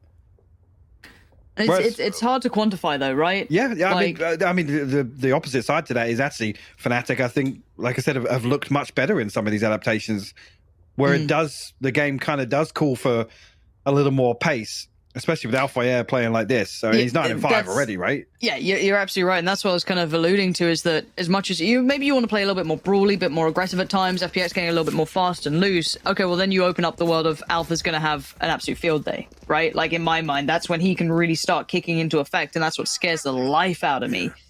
Is if he starts popping off, he's like, oh, you're going to bring that style of gameplay? Brilliant. Let me meet you halfway. Let's have fun. So again, this is where, and that's not even discussing Durkee yet, who's been a little bit quiet so far, not having to do too much, really. I don't think he's done anything particularly poorly, but that lurk's not really worked out. He's mostly been caught off on that B lurk they've been trying to pull through. But Alpha's just powering up C. Hey, how is he still alive? Alpha's got God mode on. How is he alive? Is going on? Somebody needs to stop this man. Finally, Shao puts a knife to his throat so he stops this madness. But this is ridiculous. As once again, they've just bullied their way towards that C site. And there's that lurk from Durka. Unhinged. That's I mean, wild. what That's is wild. that? Again, in the blink of an eye, though, this is FNATIC now embracing it. They're almost like, okay, you want to play this game? We'll do it better. And with Alpha Air to lead the charge in some of these actions, then you look towards Enzo and Mystic to just continuously set him up. It's a dangerous recipe. Well, it's the whole thing that makes you nervous about FNATIC, right? It's that you now have 2 potential really high pop-off, firepower players. Alpha and I'd say Durka are the 2 kind of main proponents of that. But then you have some of the greatest utility work coming out from the likes of Enzo out there. You've got, a really good mind of the game in the form of Mystic, and you've got Boaster, of course, kind of pulling the strings. It's a really powerful combination. It's the whole thing that makes FNATIC strong. And if they start leaning into that, I'm worried about this game. At 3-4, though, the scoreline still looks acceptable, but it feels like it's on that tilting point. Especially with the money now starting to dwindle for FPX. I mean, there's a hero rifle in here. Durka sharp for the first. Zipan will fall. So Getsu's here nice and early, but Durka wise to it. FNATIC now just going through the motions. I mean, look, FNATIC have faced one of their greatest losses on this map. They have faced some of their tallest tasks. And right now, little baby knife. Sorry, adequate size knife. I shouldn't. Yeah, what? Shouldn't do. Yeah, my bad. You know what? Oof! See? Size doesn't matter. Look what Shao can do with that thing. Look what that... Excuse... Shao? Nah, no more. Don't make a clip out of this, dude. Don't do it, because then the highlight's going to be me being weird. Just stop it, Shao. 20 HP. That's enough. Enzo's low HP, but he's already slipped away. This is fine. He's kind of predicting Alpha's rotation, but the time is the problem. I think I'm just convincing myself. There it is. Alpha's shut down the round. No clips. We move on. FNATIC make it even further away. Starting to take that lead further out of FPX's hands. And here, expecting the operator to come back. Yeah, Shao. You get that online here. But I think it now becomes a little more fragile for FPX. These rounds keep going the way of FNATIC. You see they built up themselves a nice cushion here. Nothing behind this purchase. Couple of ultimates just about there. Zipan Angel up and online. Ardis want to wait. I'm not even sure actually if the operator's going to slow things down. If FNATIC continue with this rhythm. Noted nice and early. Actually the fault line to follow through on this, but FNATIC actually now just was trying to benefit from their conditioning here to try and slip through on the B side, and Dirk has done just that. The trade's good. I thought Zipan might have been able to keep his life for a second, and now Alpha's lure could have been dangerous. Just missing that window of time, but leaves Sugetsu on 2 HP. Now Angel and Shao need to do some heavy lifting. They need to pick this up. You can see the pace change already. Enzo is off. He's heading towards A. It's been read by Angel, but Angel is just behind the curve on this. But actually, the timing might work really well. No, it doesn't. I thought he could slip towards the other side of the site, but Enzo's got him dead to right. So Shao now, death from above. Gonna find Alpha. And look, the follow-up gets it. Shot from Shao. There's now Enzo left in the 1v2. Wants to get that plant down, get the time on his side, give him a teammate in some form. 2 HP for Sugetsu. He's got shock darts. He's got bits and pieces, man. Ogden's Law. He's got the operator now. Shao going to lead the charge with the Phantom. Enzo does have the recon bolt available as well. Has to find this first one, though. He's going on it. He's swinging. He's swinging. He's swinging. He's going to try and find this. The timing's weird, but he's found Sugetsu. And now Shao, the last one alive, trying to get the fight. He's up close. He's personal. He's tapped the spike, and he's trying to get even. Oh, he got revealed as well. Enzo's playing this so well, but Shao's found him in the end. Gun here. Such a tense round. And a much needed one, but 4 will fall for FPX. They're not going to give them any sort of comfort coming out of this. Blade Storm available now for Shao after that round. He can maybe pass across this operator. Yeah, even just the little things though here. What's the paranoia investment? Just missed it there on the replay actually towards C-Link to try and enable Alpha to find another kill. Maybe actually could say a little overpeak from Dirk. He's fancied himself in a couple of those scenarios today. Think back to split that final round, but punished this time. You want to play? Let's play. And the aggression. Stop. Oh, the stun. Zipan just gets battered. Alpha. They love this battle. The bloodlust coming through from FNATIC now. Gonna keep FPX just in tatters. Zipan lost an Angel loss. You're looking at Shao to once again have to do a lot of impact work, but he notes where one is. But the problem is, if he didn't... Oh, there it is. Removes both from the equation, but the answer back is Swift. Durka and Alpha in combination, depleting the numbers of Sugetsu. 1v4. Bulldog in hand. Nope. Nope. FNATIC continue. And it's so strange to see FPX lean on this sort of opening to some of these rounds. It's not something you often see them do very well. Whereas FNATIC, I mean, with this roster, tend to thrive when teams want to go toe-to-toe with them. The money stripped away immediately for FPX. Blade Storm will be invested into this round, no doubt. And looking at the ults, actually, I mean, they're doing it again, doubling down on this unbridled aggression, but at some point you got to question it, but not now. Shao and Ardis in combination. Ardis unleashing. That's the Ardis you needed to see wake up here. If you want aggression, you want him alongside you. And now Enzo, the undesirable task, but he's absolutely up to it. He reads the flank. He's read the No flank. way. Enzo, actually galaxy braining this, and Angel is on the run. He knows that this is not going to be that A piece anymore, and Enzo is running. It's not B, it's going to be C. He wants the plant. He's got his ult. He's got all that utility kit ready to be played. Hits the reload and goes for the open plant towards CT. Now that's key as well. Spike planted. Angel's going to be looking here, knows that the Hunter's Fury is available, but Enzo actually slipping into CT. The best possible scenario. Angel's still only with the Sheriff, but Enzo 40 HP, he's one body shot. He's got to read this now. He's got to read that he's not here. That's the timing's off for this now. But he's got his Hunter's Fury. But he's going to hear the utility invested. A tap on the spike, but a quick little peek. No one's there. He knows that now Angel is exploring, looking to try and find him. And surely Angel thinks about it, but how much more can he do? Enzo's got to be real careful about this one. And Angel walks it. He wants this fight, and Enzo just has to run through that utility kit. Do not give him the fair fight that Angel is desperately after. And the tag is unreal. It could not go better for Enzo. Ice cold, man. Look at him. Doesn't even flinch. Last round. Delivers for FNATIC. With FPX, we're popping off. Artist finding, what was that, 3 Sheriff headshots? 3. The opener comes here from Shout. He just does so well to find these. Enemy remaining. This is the straight up 1v4 for Enzo. The picture in the background's probably bringing him a lot of fire. You know what I mean? Beautifully Spurring done. him on. That was a lovely round, genuinely. Like, yeah, I don't even care. That was just beautiful. All right, Shao. On the chopping block, we're going to take Durka down with him. Does he get away? No. Found by Enzo in the end. Going to pick up where he left off. The timing's great for Sugetsu. His spray, but the praying doesn't come to life. And FNATIC are just brawling this out, Mike. This is the bloodbath. This is the grand final here. Potentially the final map. Unless FPX can stop the rot. And the scoreline isn't that bad, but the way these rounds have gone, it's making it look like FNATIC are in control unless Artist can keep this up. Starting to find a bit of form here. Enzo now once again called upon. And he's once again delivering. And look at the readjust on the position. Artist, he knows he's got his work cut out. Great timing on the out drone, but he does No way. If Artist sits in this drone the whole time. Enzo, you are a nasty, nasty man. But Artist read it. Artist read it, but it doesn't matter. Enzo again. Back to back, No wrong. man. No wrong.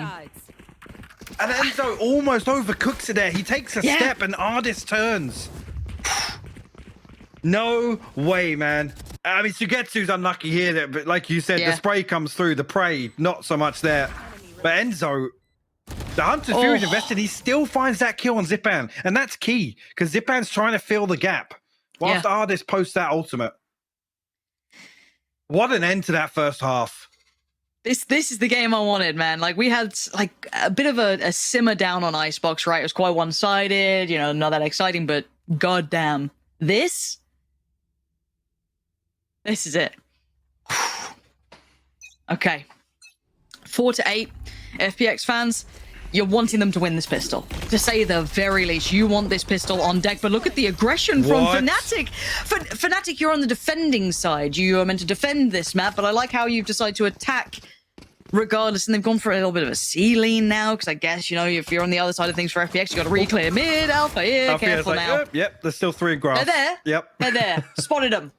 Spotted. But it's not just him. Look at the other side, right? They've got Enzo now taking space towards A long. Can't lose his life, but the re-aggress, the double down on the aggression, Durka.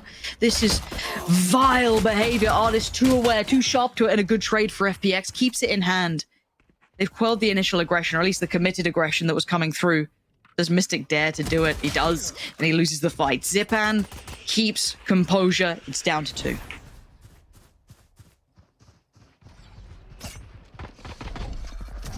So that's going to post a big paranoia. Catches lots of people, but no conversion on the back of it.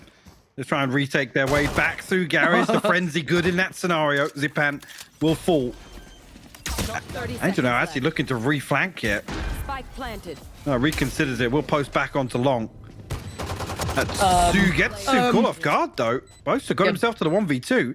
Yeah, but this is where surely it can't happen anymore, right? Like, this is where the frenzy finally meets its maker. Updating to the Ghost instead.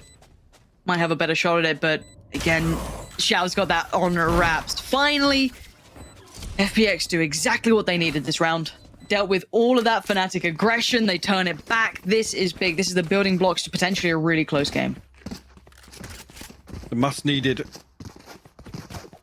pistol for FPX. Now, we'll see what happens with the round 2 this time around. Shorty in the hands of Mystic. Doesn't look like there's going to be anything else thrown in the mix here for FNATIC.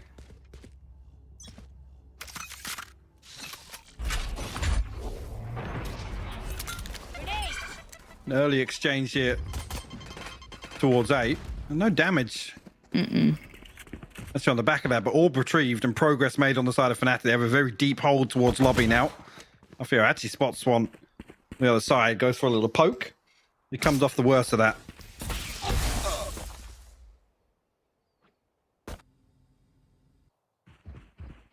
And I feel like right now, taking a step back, if you're FPX, you have to tame FNATIC, right? You got to deny all of that aggression. You got to go through the protocol list so diligently.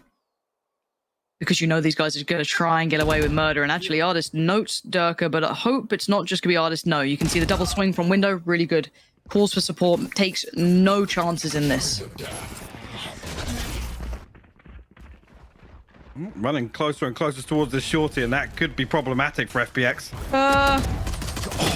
Has to take out the second shot, but he will fall. It's scrappy, but FPX coming out. Top of it down here. What is that? No, stop it! This guy is playing a different game. He's playing a different game. That's 3 weapons Show me that taken classic. away from FPX. Show me that again. Show me it again. From nothing as well. Not this. Not this. Wayne. This. Yeah. Down A. Must be nice. I wouldn't even put it past him finding Angel in that. Genuinely. Genuinely. Whoa. But the damage is done, as I said. Yes. FPX come into this with Sugetsu and Ardis on pistols, Sheriff and a Ghost, and a little bit of an overstep from Durka there. Will concede the first blood, and FPX are here very quickly. Now keep in mind there's 2 very polarizing approaches mentally if you're in this game right now. FNATIC have 2 maps in the pocket, right? FPX are now looking down the verge of, map point, not map point, but like essentially lose this, done, right? So it's like every round counts. FNATIC can get a little fast and loose. You want to win here, obviously. You're going to do everything you can, but they've got to kind of recenter themselves, bring themselves back to focus. And right now, FPX are showing that determination, that grit. Alpha in just showing a little there, left on 2 HP. There's not really been any entries to this. You can see Sugetsu even turning the screws a little towards the top side of mid, towards B. If you can punish Alpha here, that would be lovely for them. Cost them even more.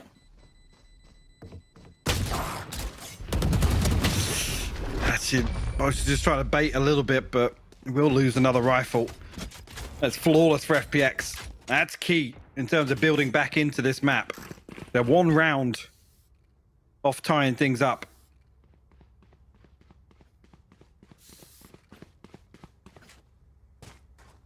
FPX actually edging out in terms of this first ultimate cycle as well, you got to feel. It's crazy to think as well, just with how this round, this half has started, Alpha is still 1 away from the showstopper. I mean, the dude has like 4 ultimates a half. Doesn't matter what agent he's playing. No, the guy has obscene amounts of impact. Now, pressure. Exchange towards A long, but look at the other side. Durka couldn't stick the landing. Angel on the punish. But there's a response in kind towards middle, but again, that's not spike loss or anything too problematic. But Alpha backfilling this is huge, Mike. It is indeed. FPX still so cautious. Spike not committed anywhere. A minute left on the clock now, and not FNATIC are going to get any indication. The outrun should be it. As you can see, the aftershock almost posted there. Boaster just let that one fly, but still actually gets away from the fault line as well. They haven't moved Alpha off this angle yet. But Zipan closed the gap so quickly. That's really nice. Make sure he couldn't back away from that. Mystic tries to kind of find a little bit of room. Not going to happen. FPX, really good re-engage towards that A site. And now Boaster, that rifle left over. Spike planted. Don't know how much he's going to get for this one. I'm almost curious to know there if Boaster doesn't shoot the drone, whether or not they can actually close the kill out onto Ardis, because it was immediate for Mystic to come through. I think Ardis then finds the kill onto Enzo, so the pinch not quite paying off for them. It could have swayed the round, honestly. Get another rifle recovered. Boaster has to hold on to this one. Only 350 left in the bank.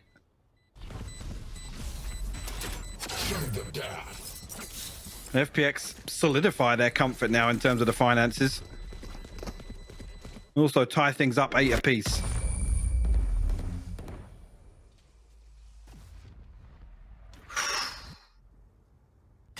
I feel like FNATIC almost need to hit the brakes here and just kind of recompose themselves. Kind of curious when they decide to hit that. Like, Durka dying here is kind of... didn't TP out, overcommits on it. I want to see them kind of hit the brakes and kind of readdress this map because, again, for them, you want a clean game. You don't want to open up chance because FPX are such a dangerous team. There's a reason that people have been desperate to see these guys, make it to events and, get as far as they can because they are so, so dangerous, so deadly.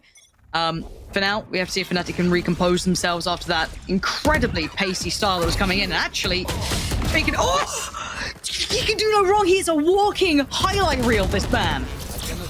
It's the flash ends on the way out, but needs help from his teammates, which Mystic can only do so much from. But Alpha is still alive, but it's Zipan to double down. Going to get 2 this time. The site's theirs. Now the others on their way, but Durka's got the operators. They're not going to be too willing to overcommit to this either. Tough to get much done in this scenario, whether or not they just commit to saving something at least. Mostly does get pinged off by the owl drone here. Tagged up from a shock dart as well. You almost have to concede here. Things starting to fall apart a little bit for FNATIC here in this second half. FPX doing so well to continue with almost feels, I'll come back to the same word, a little unorthodox in terms of expectations when we talk about the play style. They're absolutely getting it done so far. Now put themselves around ahead. And a few unanswered rounds here. Not an awful lot of positives for FNATIC to take away from these. No, this has been quite tough. And bigger picture for me, and again, this is such a footnote in the main story, is that Durka's having a quiet game, which is something you don't often see, right? And I hope this time out is to address maybe the overheat, what they want to do going forward, how they want to kind of address some of the issues. But I wouldn't even say there's been masses of issues. I think that there's just been that resettling of where they're at, kind of cooking up a little too hot in that first half and then coming to this. FPX have really nicely recomposed themselves, and Xiao has been a headliner, right? Like, let's not underestimate his impact in this. But for me, one, Durka's had a quiet game, which is, I can't blame him for not always being, a god tier player at this game, but it's a rarity you see that. But I wouldn't accredit to the complete problem. I mean, Enzo and Althea are doing just fine in that department, but where do you see the adaptation coming from here? What do you think they need to get a kind of address towards? I mean, you can see the intention for FNATIC initially with a couple of these engagements towards A lobby. Durka then trying to offset that with kind of drifting down C long. But FPX have done so well to kind of control what they're giving FNATIC, and it's that mid-rounding. This really suited FPX way more. Yeah. Even in that previous, I mean, a little bit of a pace change with Zipan's ultimate just to brute force their way in. So FNATIC aren't getting these clean engagements or even being able to take any sort of advantage in some of these chaotic scenarios, which they did in the first half. That all went their way in the first half. Durka, though, nice. Good positioning for this. Wanted to be essential to this round, and he is already, considering we have, 3 sheriffs coming out and then the 2 that remained. Most of the other critical piece to it does still have the rifle to hand. And it's Xiao to Durka, fall. Yeah, that's actually a very big point. Takes a little bit of the bite away from this. Now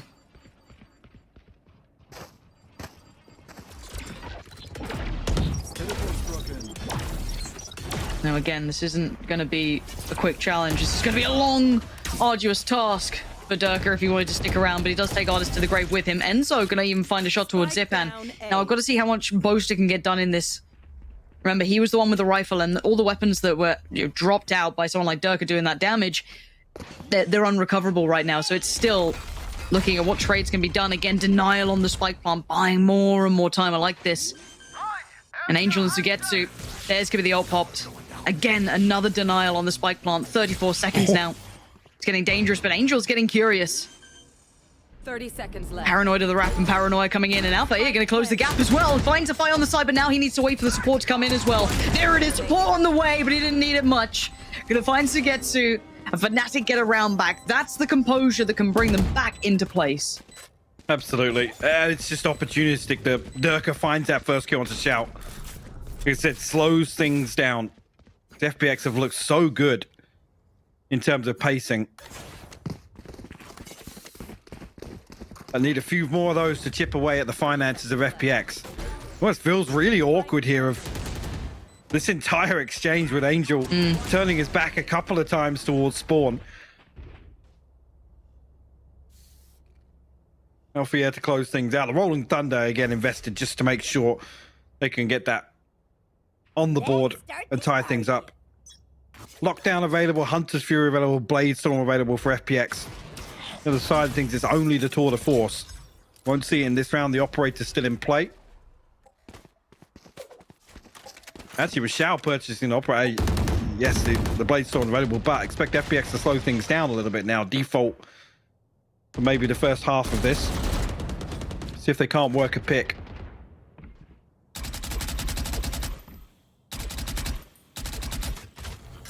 They both have been good for them through smoke today, but not finding anything on the back of that one.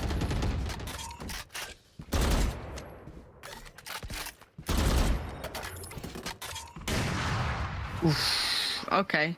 Well, they found where now, Shao is. And it kind of then accounts for the pace change. Get out of my way.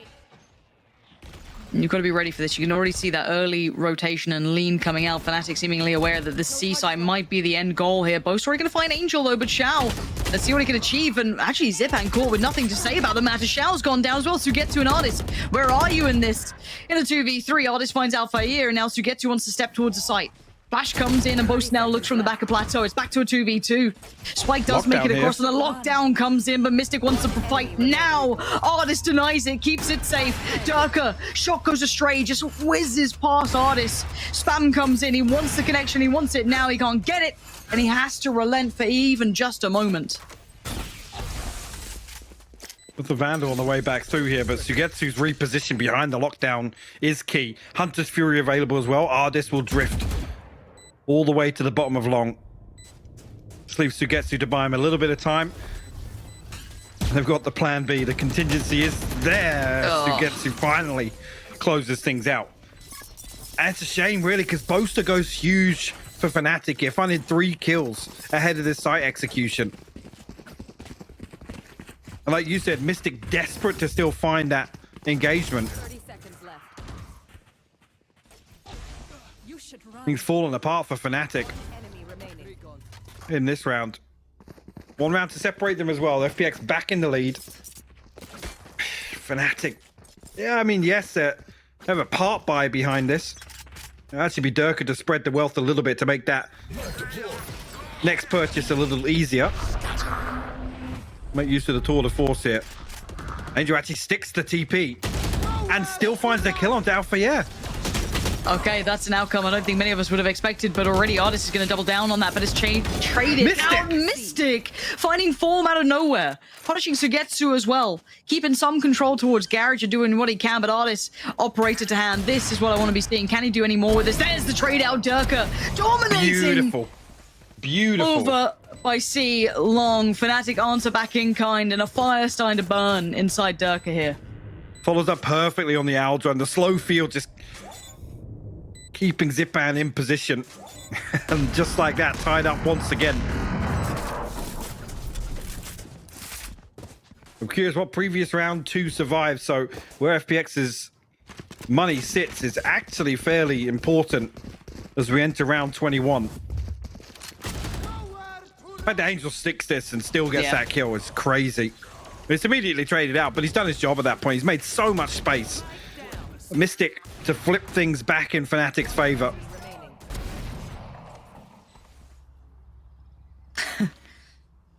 This is where we're in crunch time now. This is right, because this is a very important round. Mm-hmm. Yeah, we are absolutely in crunch time. And Angel knows it. FPX knows it. Hit the brakes. What can we do here? Because they don't have maps to play with. That's the bigger picture to this. You can't then just go, don't worry, we've got them on, or is it Fracture next, which would have been... That's where the things can change, right? That's where you could really start seeing the map pool kind of, you know, really dilute, but you got to get past this, and at 10-10... I mean, it's hard to quantify, right? Because FNATIC have also not looked flawless. They've been a bit hot and cold. Their timeout came in at a really good time. I think they've gone kind of 2 for 1 since that timeout. But FPX need to find some form back in this. They've still got a purchase here. A little bit of money still in the bank. Not a great deal, but enough that should be there. Now on the other side for FNATIC as well. Looking at Old, Sposter's got his, but no one else has either. So Alpha not that far away for him. Maybe a lock-in, but at this point, it couldn't be closer.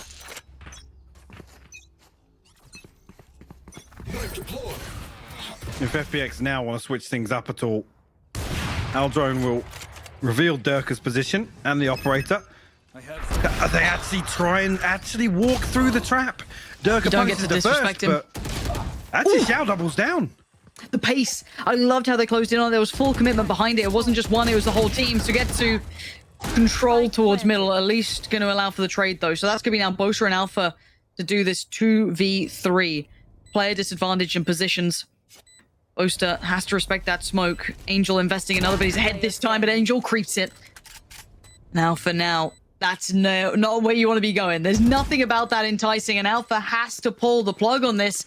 FPX going to make it to 11. I thought Durka's position was going to be enough, but it wasn't. Just overstays his welcome a little bit.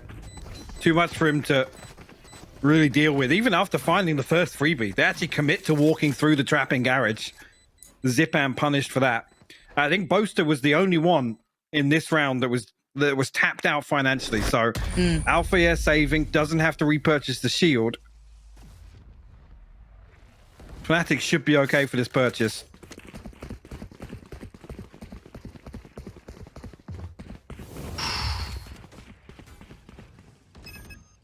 Walking this, man. Oof. Dangerous angle, though. Yeah, disgusting. Bloody hell. Yeah, dude, I don't think Durka even saw him. I don't think there was even a chance for it. Does Boaster get a drop in this? Actually, no. I mean, there's a glass cannon in there as well. So this is interesting because there's nothing. Is so precarious. Yeah, this is nothing behind this, and this will be FPX going to map point. Get him. All in from FNATIC, and it is on a knife's edge. Speaking of knives, gone sent back to the side on B. Angel already going to put himself on the site itself, but there's 2 players on either side, but they're blinded. Mystic's vision removed, but there's the answer. It's in the form of Alpha here. It's a 2-4, but look at the trades. Player standing. FPX lock it down, and if you're Durka, do you even want to look into this? Oh, I mean, that's a risky TP, actually. Someone could have walked that. Yep. Nobody actually making progress towards A-Link. Sugetsu now slips back into sewers, looking to remove this operator from Durka. To seal the deal on what should be this map. We're seeing where the finances sit. FNATIC. This Sugetsu's actually noted the second TP placement.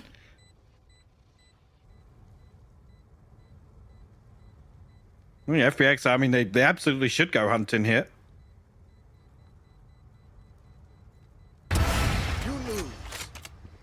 Noted now, if Artis can bait out the TP, Sugetsu should get it, but Artis will find the headshot instead. FPX somehow, some way get themselves back in the driving seat.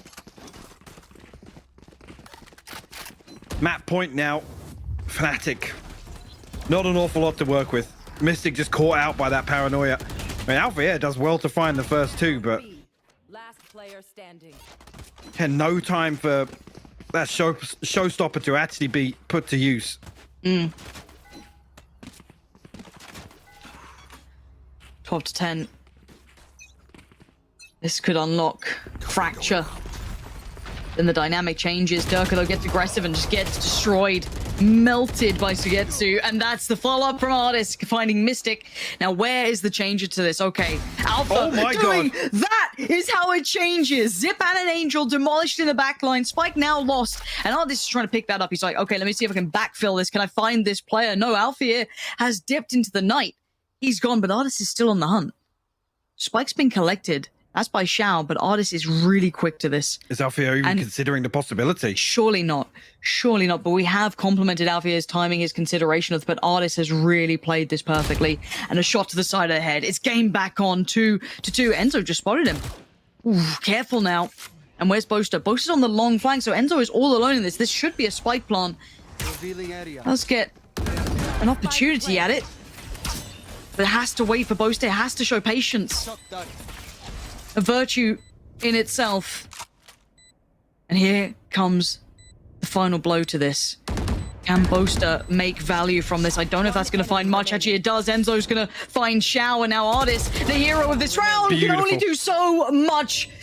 Boaster keeping FNATIC alive and putting 11 on the board. Dangling by a thread, though. So I don't know what the finances are going to look like. I mean, even this was 2 Bulldogs, a Guardian, a Phantom, and a Vandal brought into this. It's going to be light shields aplenty. Look at the ults. Yeah, and FPX now on the brink of one of those snowball rounds. Lockdown should enable clean and safe passage onto a site of the null command as well to hinder that retake. One enemy remaining. And Boaster have done fantastically to close this one out. Boaster is suppressed, so that does open up mid. But actually, they're going to pop the ult as well. Speaking of ults, it's all out and about now. Boaster's found Xiao, though. Enzo's got Zipan. FNATIC might be pulling this to OT. This might be on the cards. Unless Artis who gets to an Angel can find something. It's some magic. They're trying to find Durka and they can't even get him. What can they do now? That mid presence now spotted. Enzo's punished Zipan. Taking no Mystic. risks on this one. Yeah, trying to deal with Angel. They've got past him, but it's only Artis now. A 1v4 or it's OT. And it's OT. FNATIC pulling it back from the brink. Some heroic, some really unimaginable scenarios presented. And they achieved them. FPX had everything that round. 2 just disgusting purchases for FNATIC as well. Just bring in scraps, odds, and ends into these. And they close things out. Total reset here for overtime. It's going to be FPX back on the defensive side. Operator in hand for Xiao. 3-man commitment early on towards A, and actually Zipan set up for this knife just outside window. Well, FNATIC will sit deep enough to avoid giving away too much, but Clear to engage. Weapons hot. I think Angel just goes barreling down sewers again. I mean, Yep. It looks like it. It absolutely looks like it. Now, last time it didn't actually go so well, but Xiao was the one succeeding from it. So let's see how this looks for him. Oh, has to back away from the flash. Target-rich environment, but none found. And Alpha gets things started as he almost left off, but Artis wants in. He fancies it. He can smell blood in the water. Gets one, but the trade out didn't quite come in well enough. Boast is still alive on 41 HP, but it's just a brawl. The sewer's littered with corpses at this point.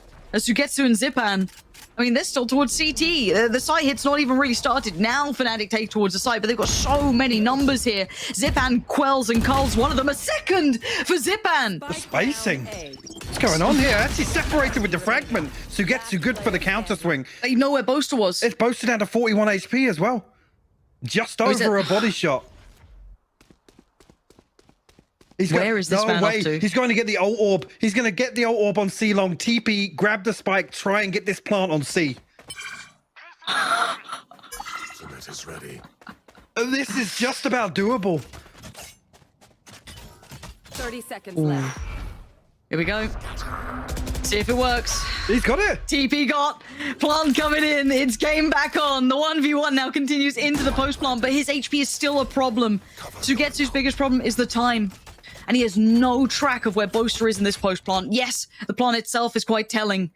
But what can Sugetsu do about this? 41 HP.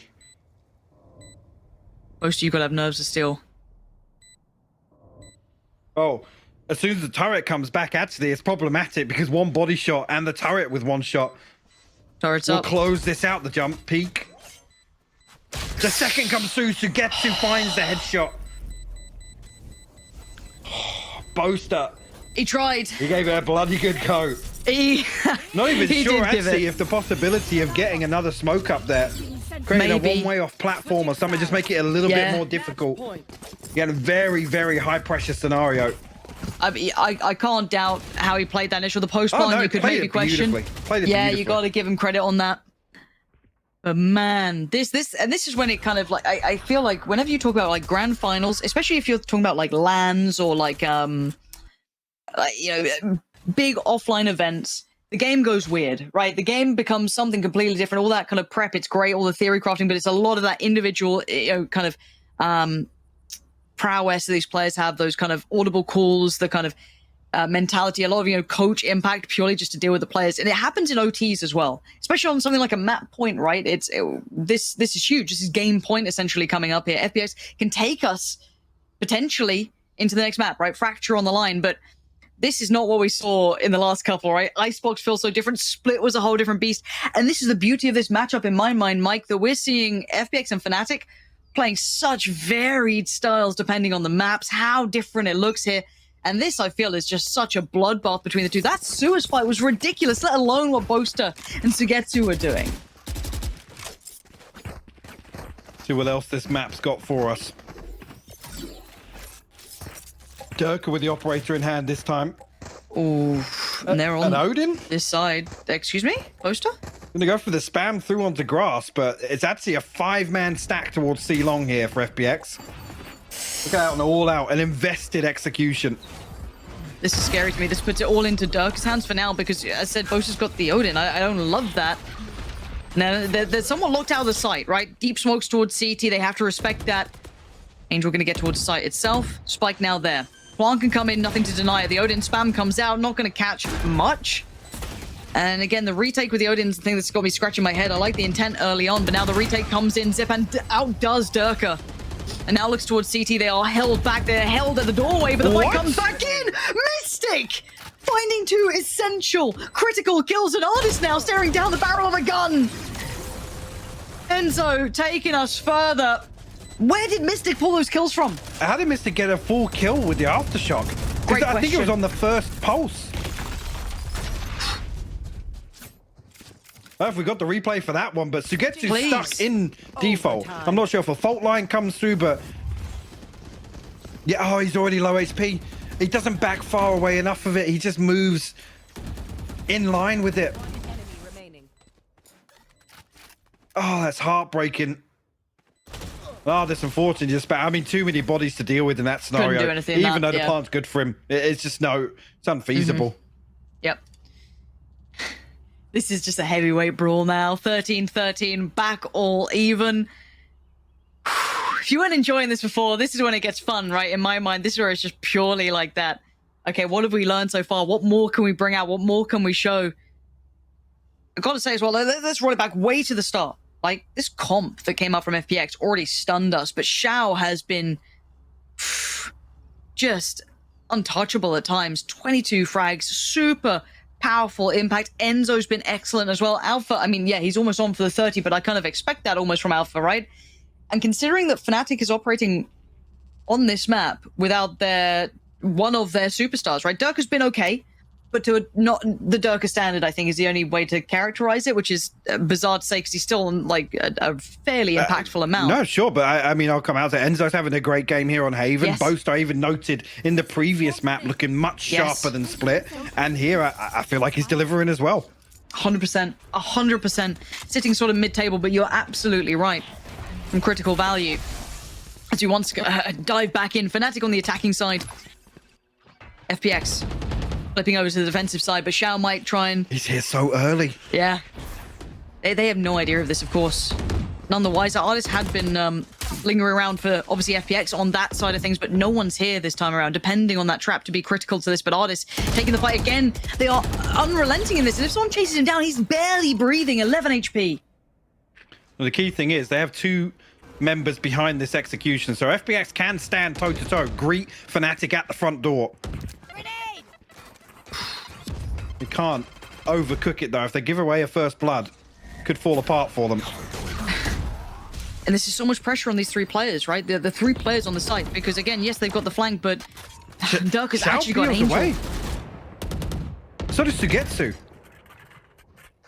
They wholeheartedly believe this is a full commitment. I guess maybe 38 seconds. They still feel this is the case. Good underhand flash. No one was there though. They're tucked around the corner. Durka finds Zipan, and now Alpha towards the site. Gets Artist down. It's a wash. Is a lockdown. FNATIC body FPX on the way in, and Alpha, it gets a little curious. Gets out of the bag. As Sugetsu now sitting towards CT, but yeah, a 1v4, man. You might as well go for it, but you're not feeling your odds here. Well, definitely not. Not really any damage to work off either in this scenario. No utility left except for the shock darts for FNATIC, but expect them to just post up, allow these crossfires to close things out, and it's Mystic to find it.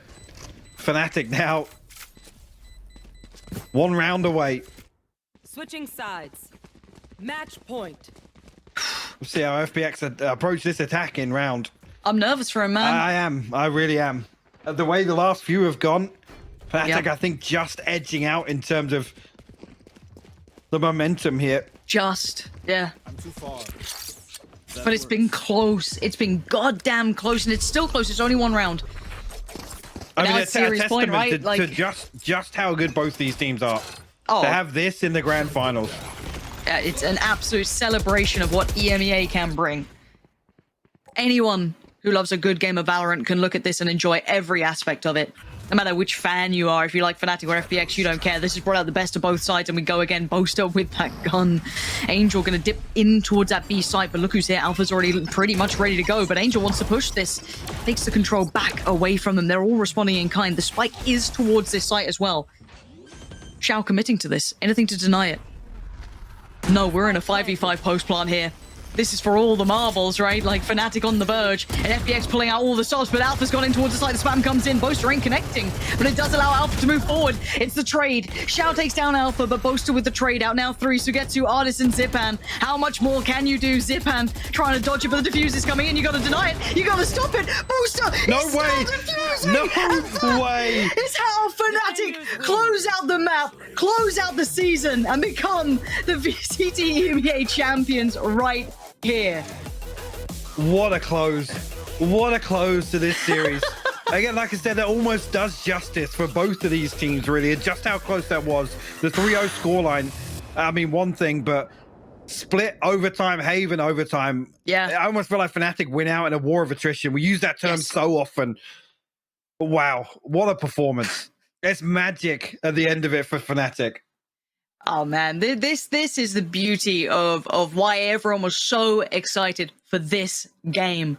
This perfectly sums up the depth of it, and we didn't even get to see the full map pool. That's why I wish we got to see the rest of this, because it only gets better and better, right? But again, beautiful game from both sides. I think Icebox was a little bit of a blowout for me, bit of a snooze fest, but Haven split.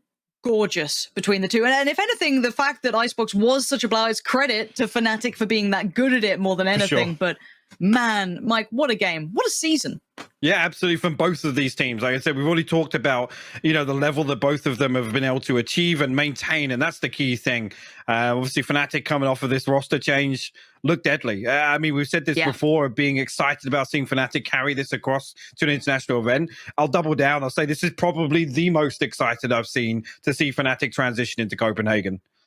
No, you are absolutely right, and I'm with you 100% in that. It's what we're all waiting for, is how does it translate? Anyway, taking a step back, we need to get your thoughts on who the player of the match was. Folks at home, you've been watching with bated breath, I'm sure, and we want to know who you think stood out to you. So do let us know who your player of the match was. It'll be on the screen whenever they press the magic button to decide who you thought stood out to you the most. But Mike, I mean, this goes outside of player of the match for me. I think, Boaster stepped up in time. Xiao had a great series here and there. So many incredible moments from these players, right? Enzo, man. Enzo bailing them out on Haven, back-to-back clutches. Wow. Yeah, I mean, just think if that goes the other way, we're going further. So yeah, Enzo takes it from me. Yeah, absolutely. Good shout on that too. I mean, so much to take away from this game, but honestly, take this as a celebration of the talent that EMEA has. We got to truly sit back and enjoy some of the best they have to offer. However, it's not over yet. You're going to get everything wrapped up with a little bow put on it by the analyst desk, so do stick around. They'll be back in a sec. 3 grand finals and they never managed to win a title, but today the curse has been broken. FNATIC, they have done it. They are the champions of VCT, EMEA, Zesh and Kakuka. What a day it's been for them. Finally, right? I mean, it was about goddamn time. Yeah. It was about damn time, really. And it was actually a very, very nice best of 3 to watch, because I wasn't sure best what of I would... three, yeah. Best of 5. I love the best of 3. Touche. Best of 5 It was to for watch, one team, yeah. I was not expecting necessarily that it would be that close. That sounds, first of all, odd, because we only saw 3 maps, right? But I didn't necessarily expect those overtimes to happen. Yes, this would have been a super tight game overall, but you know, there were a few maps that were like those split as well as Haven. Could have been lost by FNATIC. Yeah, completely. But we need to also think that those were FPX picks. They got super, super close. But at the end, FNATIC showed their resilience and actually managed to bring it up, also to bring it back, also by the performances of some of the players. It felt like a best of 3, like I know that was a Freudian slip, but the stat I have is that FNATIC, they've played 4 grand finals before today. Out of the 3 best of 5 grand finals they have played, they've only ever won 3 maps. So today, they've equaled that record. They doubled down. Yeah, they've in just 1 best of 5. And I think this really shows why we say that this is the best FNATIC team. I think it is a big statement of intent, first of all. And second of all, one thing that it pretty much shows me, that this is a FNATIC that is slightly fatigued. So we have not this 1-by-1 week group stage kind of thing. They constantly played right here. And they constantly played against opponents where they didn't have the same time of preparation. This is even making it, for me, more exciting to see them win with a 3-0, because it's a bit more pressure and it's a little bit less prep, but it looked still quite phenomenal on their side.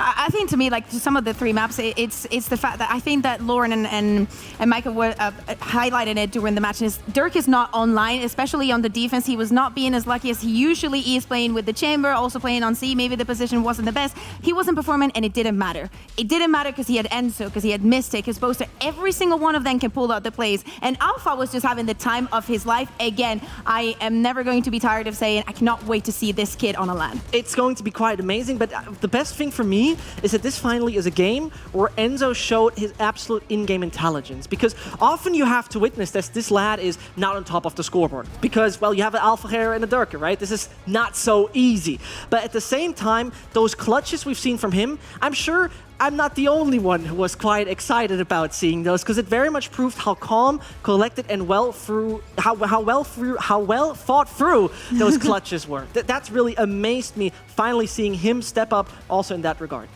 I absolutely love that point you made, Kakuka, that this was a grand final that FNATIC won without Durka going Durka mode. Yeah. Does that make FNATIC a scarier team, that they can do this without one of their star players getting like 350 ACS every match? Oh yeah, for sure. And also, we all know that Durka is a big fan of LANs. He's a LANimal. He's going to have a lot of fun. He was sadly not there for Masters 1, and now with Alpha, he performs on the same. If they two perform on the same level, it's going to be extremely difficult for the other regions.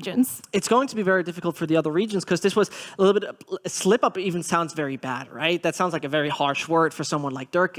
But this was, for me, once more, not the 100% FNATIC. This was a phenomenal FNATIC, but not like the 100% super A tier kind of FNATIC. And there's still much more left in the tank for me personally regarding that team, as it seems like they were working really well as a cohesive unit, but they're still, for example, I think both overtimes were necessarily not needed for FNATIC. There were just a few mistakes that they usually not do that caused this. I will also say that FPX are a very different beast. They play their hearts out today, so it is a more difficult opponent that they're used to. But before I reveal player of the match, we have the last telestrator of VCT EMEA playoffs. Lothar, I'm going to let you finish off on a bang. I'm going to start with something good and then I'm going to end with something bad. Of course. So first, we're going to go for something good. This is the round where Boaster is single-handedly like turning the tide in this retake, and Enzo is like his buddy here taking all the attention. So essentially, Enzo is on the top of the site. He's making a little bit of noise that the retake is gonna be coming from heaven. The other player was Boaster, and he's flanking all from spawn. But what he does here, he puts up the smoke for short, which because of the positioning of the smoke, so it cuts off short exactly perfectly for like a defense one, Shao is certain that Boaster is not coming from short. That allows Boaster to just creep up slowly towards him and then use the paranoia perfectly for Enzo to peek through heaven, get that kill, and then they go for the double swing and get the round. It's perfectly played, really good in-game intelligence to make sure that you have an advantage. Now let's talk a little bit about Durka. He had a little bit of a, let's say, colder appearance on this map, but there were reasons for that. On 2 rounds that I'm going to show, FPX is doing a C-split through double doors here and through long. Those are being enabled by Zipan's dagger that clears up the entire double doors. Let's just pay attention to how the dagger will gonna clear the entire area, which triggers then the fast push from FPX. Unfortunately, look what is happening to Durka right now. He is fighting on short, completely exposed. He has no TP set up. Literally cannot fall back. There's just he is pressing probably E, but he just realized there's no TP, and I'm gone, and I'm a goner. And the plan for FNATIC is always play retake on C when there's this TP set up on CT, because that allows Durka to get the first kill and fall back. And in another round here, exactly the same happens. FPX is pushing through double doors with the dagger. They clear up the entire side, and Durka is getting a lot of positioning here, even gets the first blood, right? Because Zipan just pushes through the trap, but then he dies. But why? Let's analyze this. Let's see on the minimap. I'm gonna zoom in on the minimap. Pay attention to where is Durka's TP. It's right up in the corner. So the range of this TP is essentially outside of the map and only covers this small area, while this could have been put instead behind the platform, so it covers both positions, backside and on the platform where Durka repositioned himself to be in the angle for double doors. And he could have gotten that first kill and TP'd out if the positioning of the TP would have been better. The audacity. Yes. The audacity. How dare he? Yeah, not the best performance from Durka, but again, got the job done. They're a champion. Given how often he's carried this team in the last year, I feel like he deserves... He can afford it. He can afford to just have one game where he's not getting 500 ACS. But one player, though, who was popping off, and I feel like for me personally, is not just MVP today, but probably MVP of the entire season. And that man is Alpha with the Adana aim coming in. Are you guys surprised? He turned 17 with us. We've been teaching him what FNATIC has been teaching this kid, the preparation that they're putting onto the raw talent that he was already bringing. Again, I cannot wait to see what's the next step for Alpha. I mean, this is, for me, one of the best stories we have in the EMEA. Like, this very young individual that most definitely didn't have too much Tier 1 experience, suddenly coming into this team that probably teaches him a lot, really makes him absolutely get the maximum out of him. And this brings him into the position where I have to say, FNATIC is the perfect fit, and he is the perfect fit for FNATIC. Yeah, I'm looking forward to seeing how he does on LAN, like you guys are too. And with that, it's time for us to head into our post-show. Dun, dun, dun. And the last one of the season. Lothar is joining us for this one, as well as the in-game leader of FNATIC, the man of the hour, Boaster. He's going to be asleep. He always does this to us. Oh, he's not asleep. He's not asleep. Boaster, welcome to the show. It's great to have you here. Now, I got to say, you have lost quite a few titles. 3 in exact, where you could have won out of the finals. But today, you've finally done it. How great does it feel to be able to pick up this one? Yeah, it feels really good, honestly. Yeah, I mean, I thought maybe I'm just born to be a second place Andy, but doesn't look like it, does it? So today we got our first place. I got a taste of winning now. Tastes so sweet, so delish. So Copenhagen, we're coming in. Boosh, and all the other teams, hopefully we win. Yeah, I think you are definitely one of the favorites from our end. Before I pass this over to you guys, I gotta ask, as a fellow Odin enjoyer, why did you pick up the Odin in the last couple of rounds? I honestly, Minnie would probably think I'm trolling. Honestly, it was the Killjoy turret. The Killjoy turret, she places it in second middle on the box. So I was like, I'm just going to spam that and maybe I'll get a kill. Did 0 damage both times, but it doesn't matter because if they came C, I tried to spam through the C bomb site, didn't get any damage that round. And then they came B and the suppressing fire worked out. I was just, saw them on the recon. I was holding it saying, Althea, push, I'm suppressing fire. And Althea runs in, dies, but I get the trade. So yeah. You love to see it. You love to see it. I mean, okay. I have to start now. I don't want to start with the awkward question. Well, I have a lot of questions. If you guys don't have any, I'm going to be here forever. I mean, you obviously do. But I think the interesting part would be for me is both of those overtimes. It would be kind of interesting to me to figure out if you would say today pressure was a different thing than in the other matches you had, or if this was just a fake effect that looked totally different on stream. I didn't feel as much pressure today as to other days. I think the first time we played them to qualify for Copenhagen, I felt more pressure. Today I was actually quite chill, all things considered. There were rounds, obviously. I just kept saying, let's just keep going, boys. It's going to work out eventually. And it worked out. And then on the last overtime, I was like, Minnie, can we call a pause? Do we have a pause? I need to go wee, and I want them to think that we're going to do something different. So then we just paused it. I went toilet. I came back late. I missed the start of the round, and I was like, "Oh shit!" And then I was like, "All right, let's try and take long then." So then we took long a bit late. Yeah, you can see it in the VOD. Oh my goodness. Yeah, so that's what's going on with my hair, man. Like, get down. Okay, I'll be next. I'll actually ask a technical question. Go, surprisingly. You guys are the ones that are, let's say, running in front of the metagame. You guys are shaping the metagame. You guys were picking Fade and comboing with the synergy of the other agents that deal damage, so you combo it with a Seize. But on Haven, you're running Sova instead of Fade. I would like to hear from you, why do you prefer still Sova on this map? Is it because of the range of the utility, or is it something else? I prefer Sova because if I was to, so the maps I use Fade on are like Split and Bind, and I tried them in Ranked, and I was like, oh, actually, I could see some value for her in on Split and Bind, and then I tried it on Haven. I was like, oh, it could work, it could be okay. But then I was just like, yeah, but Sova's ulti, like the drone doesn't need to go that far, really. You just need to kind of clear the close angles. And the Sova ulti just has high value, and the recon has high value. So I was just like, the Fade ulti is a bit of a catfish ulti sometimes, I think. Sometimes you're like, oh, it's done really well there, it's owned us the round. But then other times it's like, it's actually helped them because they don't have any sound, and all they have to do is shoot us. And we're like, oh, well, it's a weird one. It's a weird one. I just think Sova, we didn't have much time to kind of prep every map, so we were just kind of swapping out, making Durka and Althea comfortable, and Enzo, I was just like, you're going to stay on Sova probably.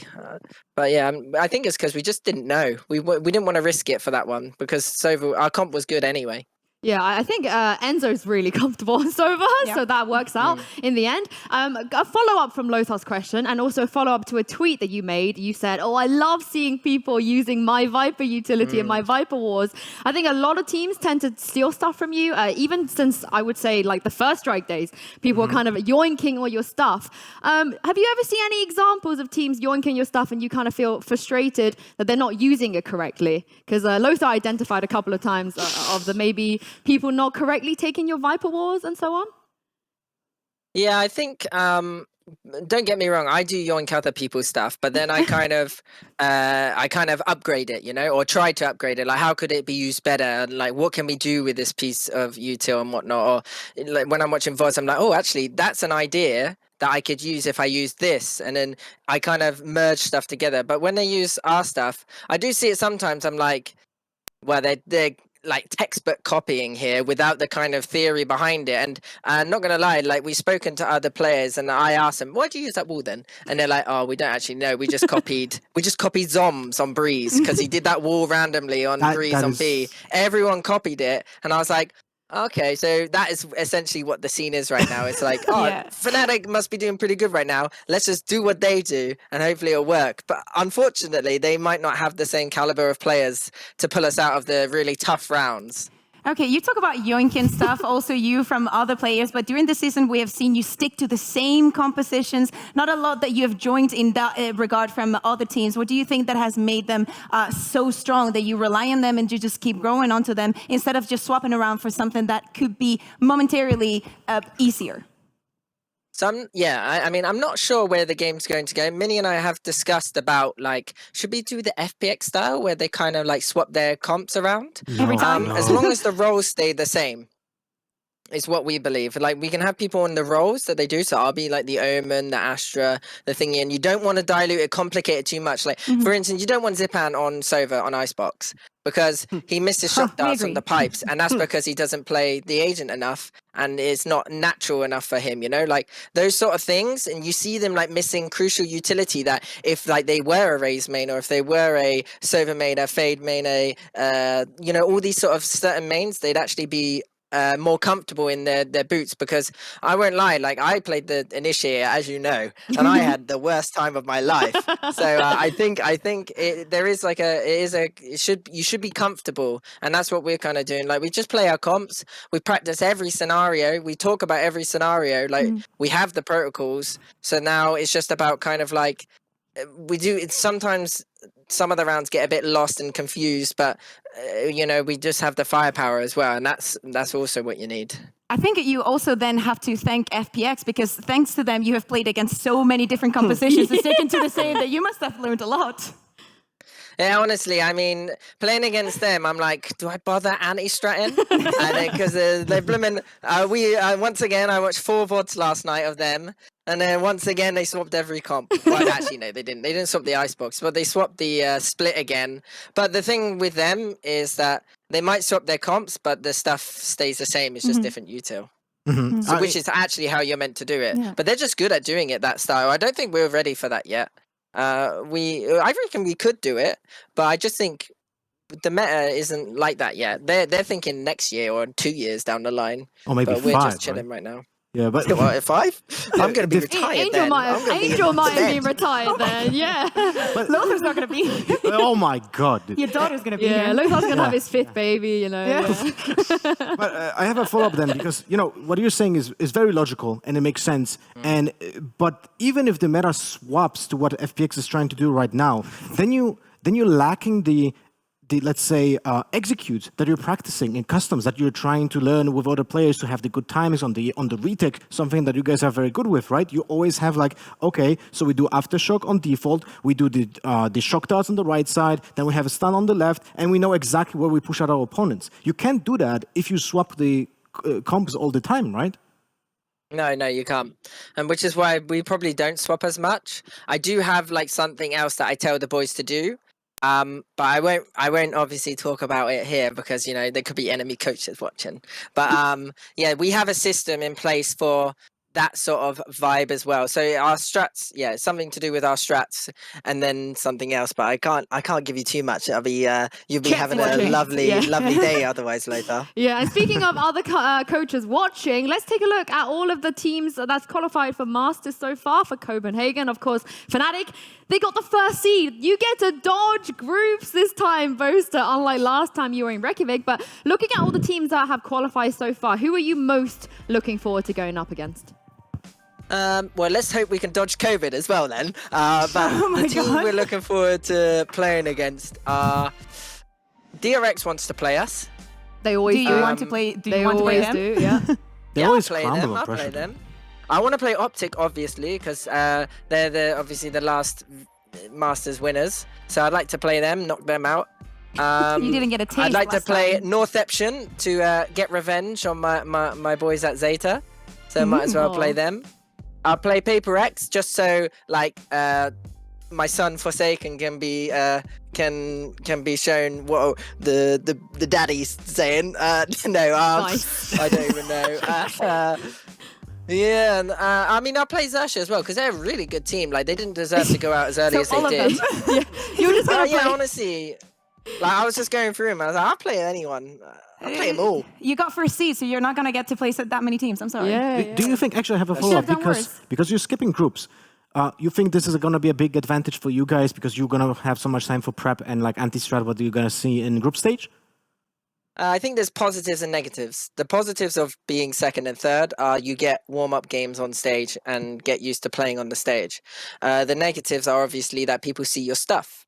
And the positives for being first seed are no one gets to see your stuff until the first game. So you have an advantage on the first game you play. But after that, obviously, they'll have like 2 maps on average, or maybe 3. So yeah, so those are the pros and cons. So we've played on stage enough. Alfia probably hasn't, but may that kid, just give him a big breakfast and he's going to bang them all out anyway. I have heard about these breakfasts. I've heard the pre-game breakfast and the post-game kebabs, right? That's the routine. I don't know what he has, but it's massive. A tray full. He's got carrots. He's got meat. He's got fruit, bare fruit. Like, it's a pyramid of just food. He's a big boy. That's the buff. We should just all eat a big breakfast. I'm not sure if you know this, Boaster, but over this weekend we were playing EMEA Playoffs Bingo. So we were riding a lot on some of these things coming true. And one of those things is that Enzo getting an ace. I think Lothar really needed that point for Enzo to get an ace, and he did today. Actually, I have to correct it though. I didn't push-ups. I didn't do push-ups today. I actually forgot about them. You were too excited about the game. Yeah, I forgot about the push-ups. Well, I have 2 points, which is still enough, by the way. I will say. I swear to... What is Tom doing? No. Yeah, so I can now reveal Tom Biz's one was Zesh makes 3 car references, and you've actually made 4 so far. Honestly, what are we doing? You've been counting. I have been counting. Car references. I have been counting. You've made 4. You actually had a 5th one teed up, but you decided not to do it. So Kakuka gets that point by flying color. So congratulations to Kakuka and Lothar for winning the bingo. Zesh will be doing his punishment at the very end in just a few moments. But before that, I got to announce that we have another grand finals coming up. Not in EMEA, unfortunately, but over at North America. This is a banger. Optic will be taking on Exit later on tonight. Boaster, who do you think is going to take this one? Probably Optic. Let's be real. Let's be real, Optic. You're going to go against Def like that? Yeah, of course. I have to. Optic have been winning everything, so they're probably just going to win it again. All right, okay, Boaster is saying Optic. And that is it from us. Thank you very much, Boaster, for joining us. And I'm going to hand this over to our dear friend Vincent to close out the show. Are you ready? You have to look at that's Tom, your camera. Tom has been joking, man. We need a close-up. Here we go. Let's go, Vincent. Yes. If you're going to stop reading, then I'll slash you. First of all, I want to say sorry to my mother. I'd like to use this opportunity to announce an official rebrand from Zest to 1-2-3 Zest in honor of my favorite team. 1, for how many games Focus won. 2, for how many games the Germans team won in VCT. And 3, for how many nights I spent crying when I realized I would not be seeing them at LCQ. You all know how much I love cars, but what you probably didn't know that I love to watch Big lose even more because their coach is my least favorite one in VCT EMEA. Sorry, Kondi. Lastly, as you can see, I've been hitting the gym, and I like to challenge the members of Plat Chat to a boxing match. Yeah, I'm down for that. Thank you for listening. We'll see you in Copenhagen. Very nice, very nice, very nice. I hate you all.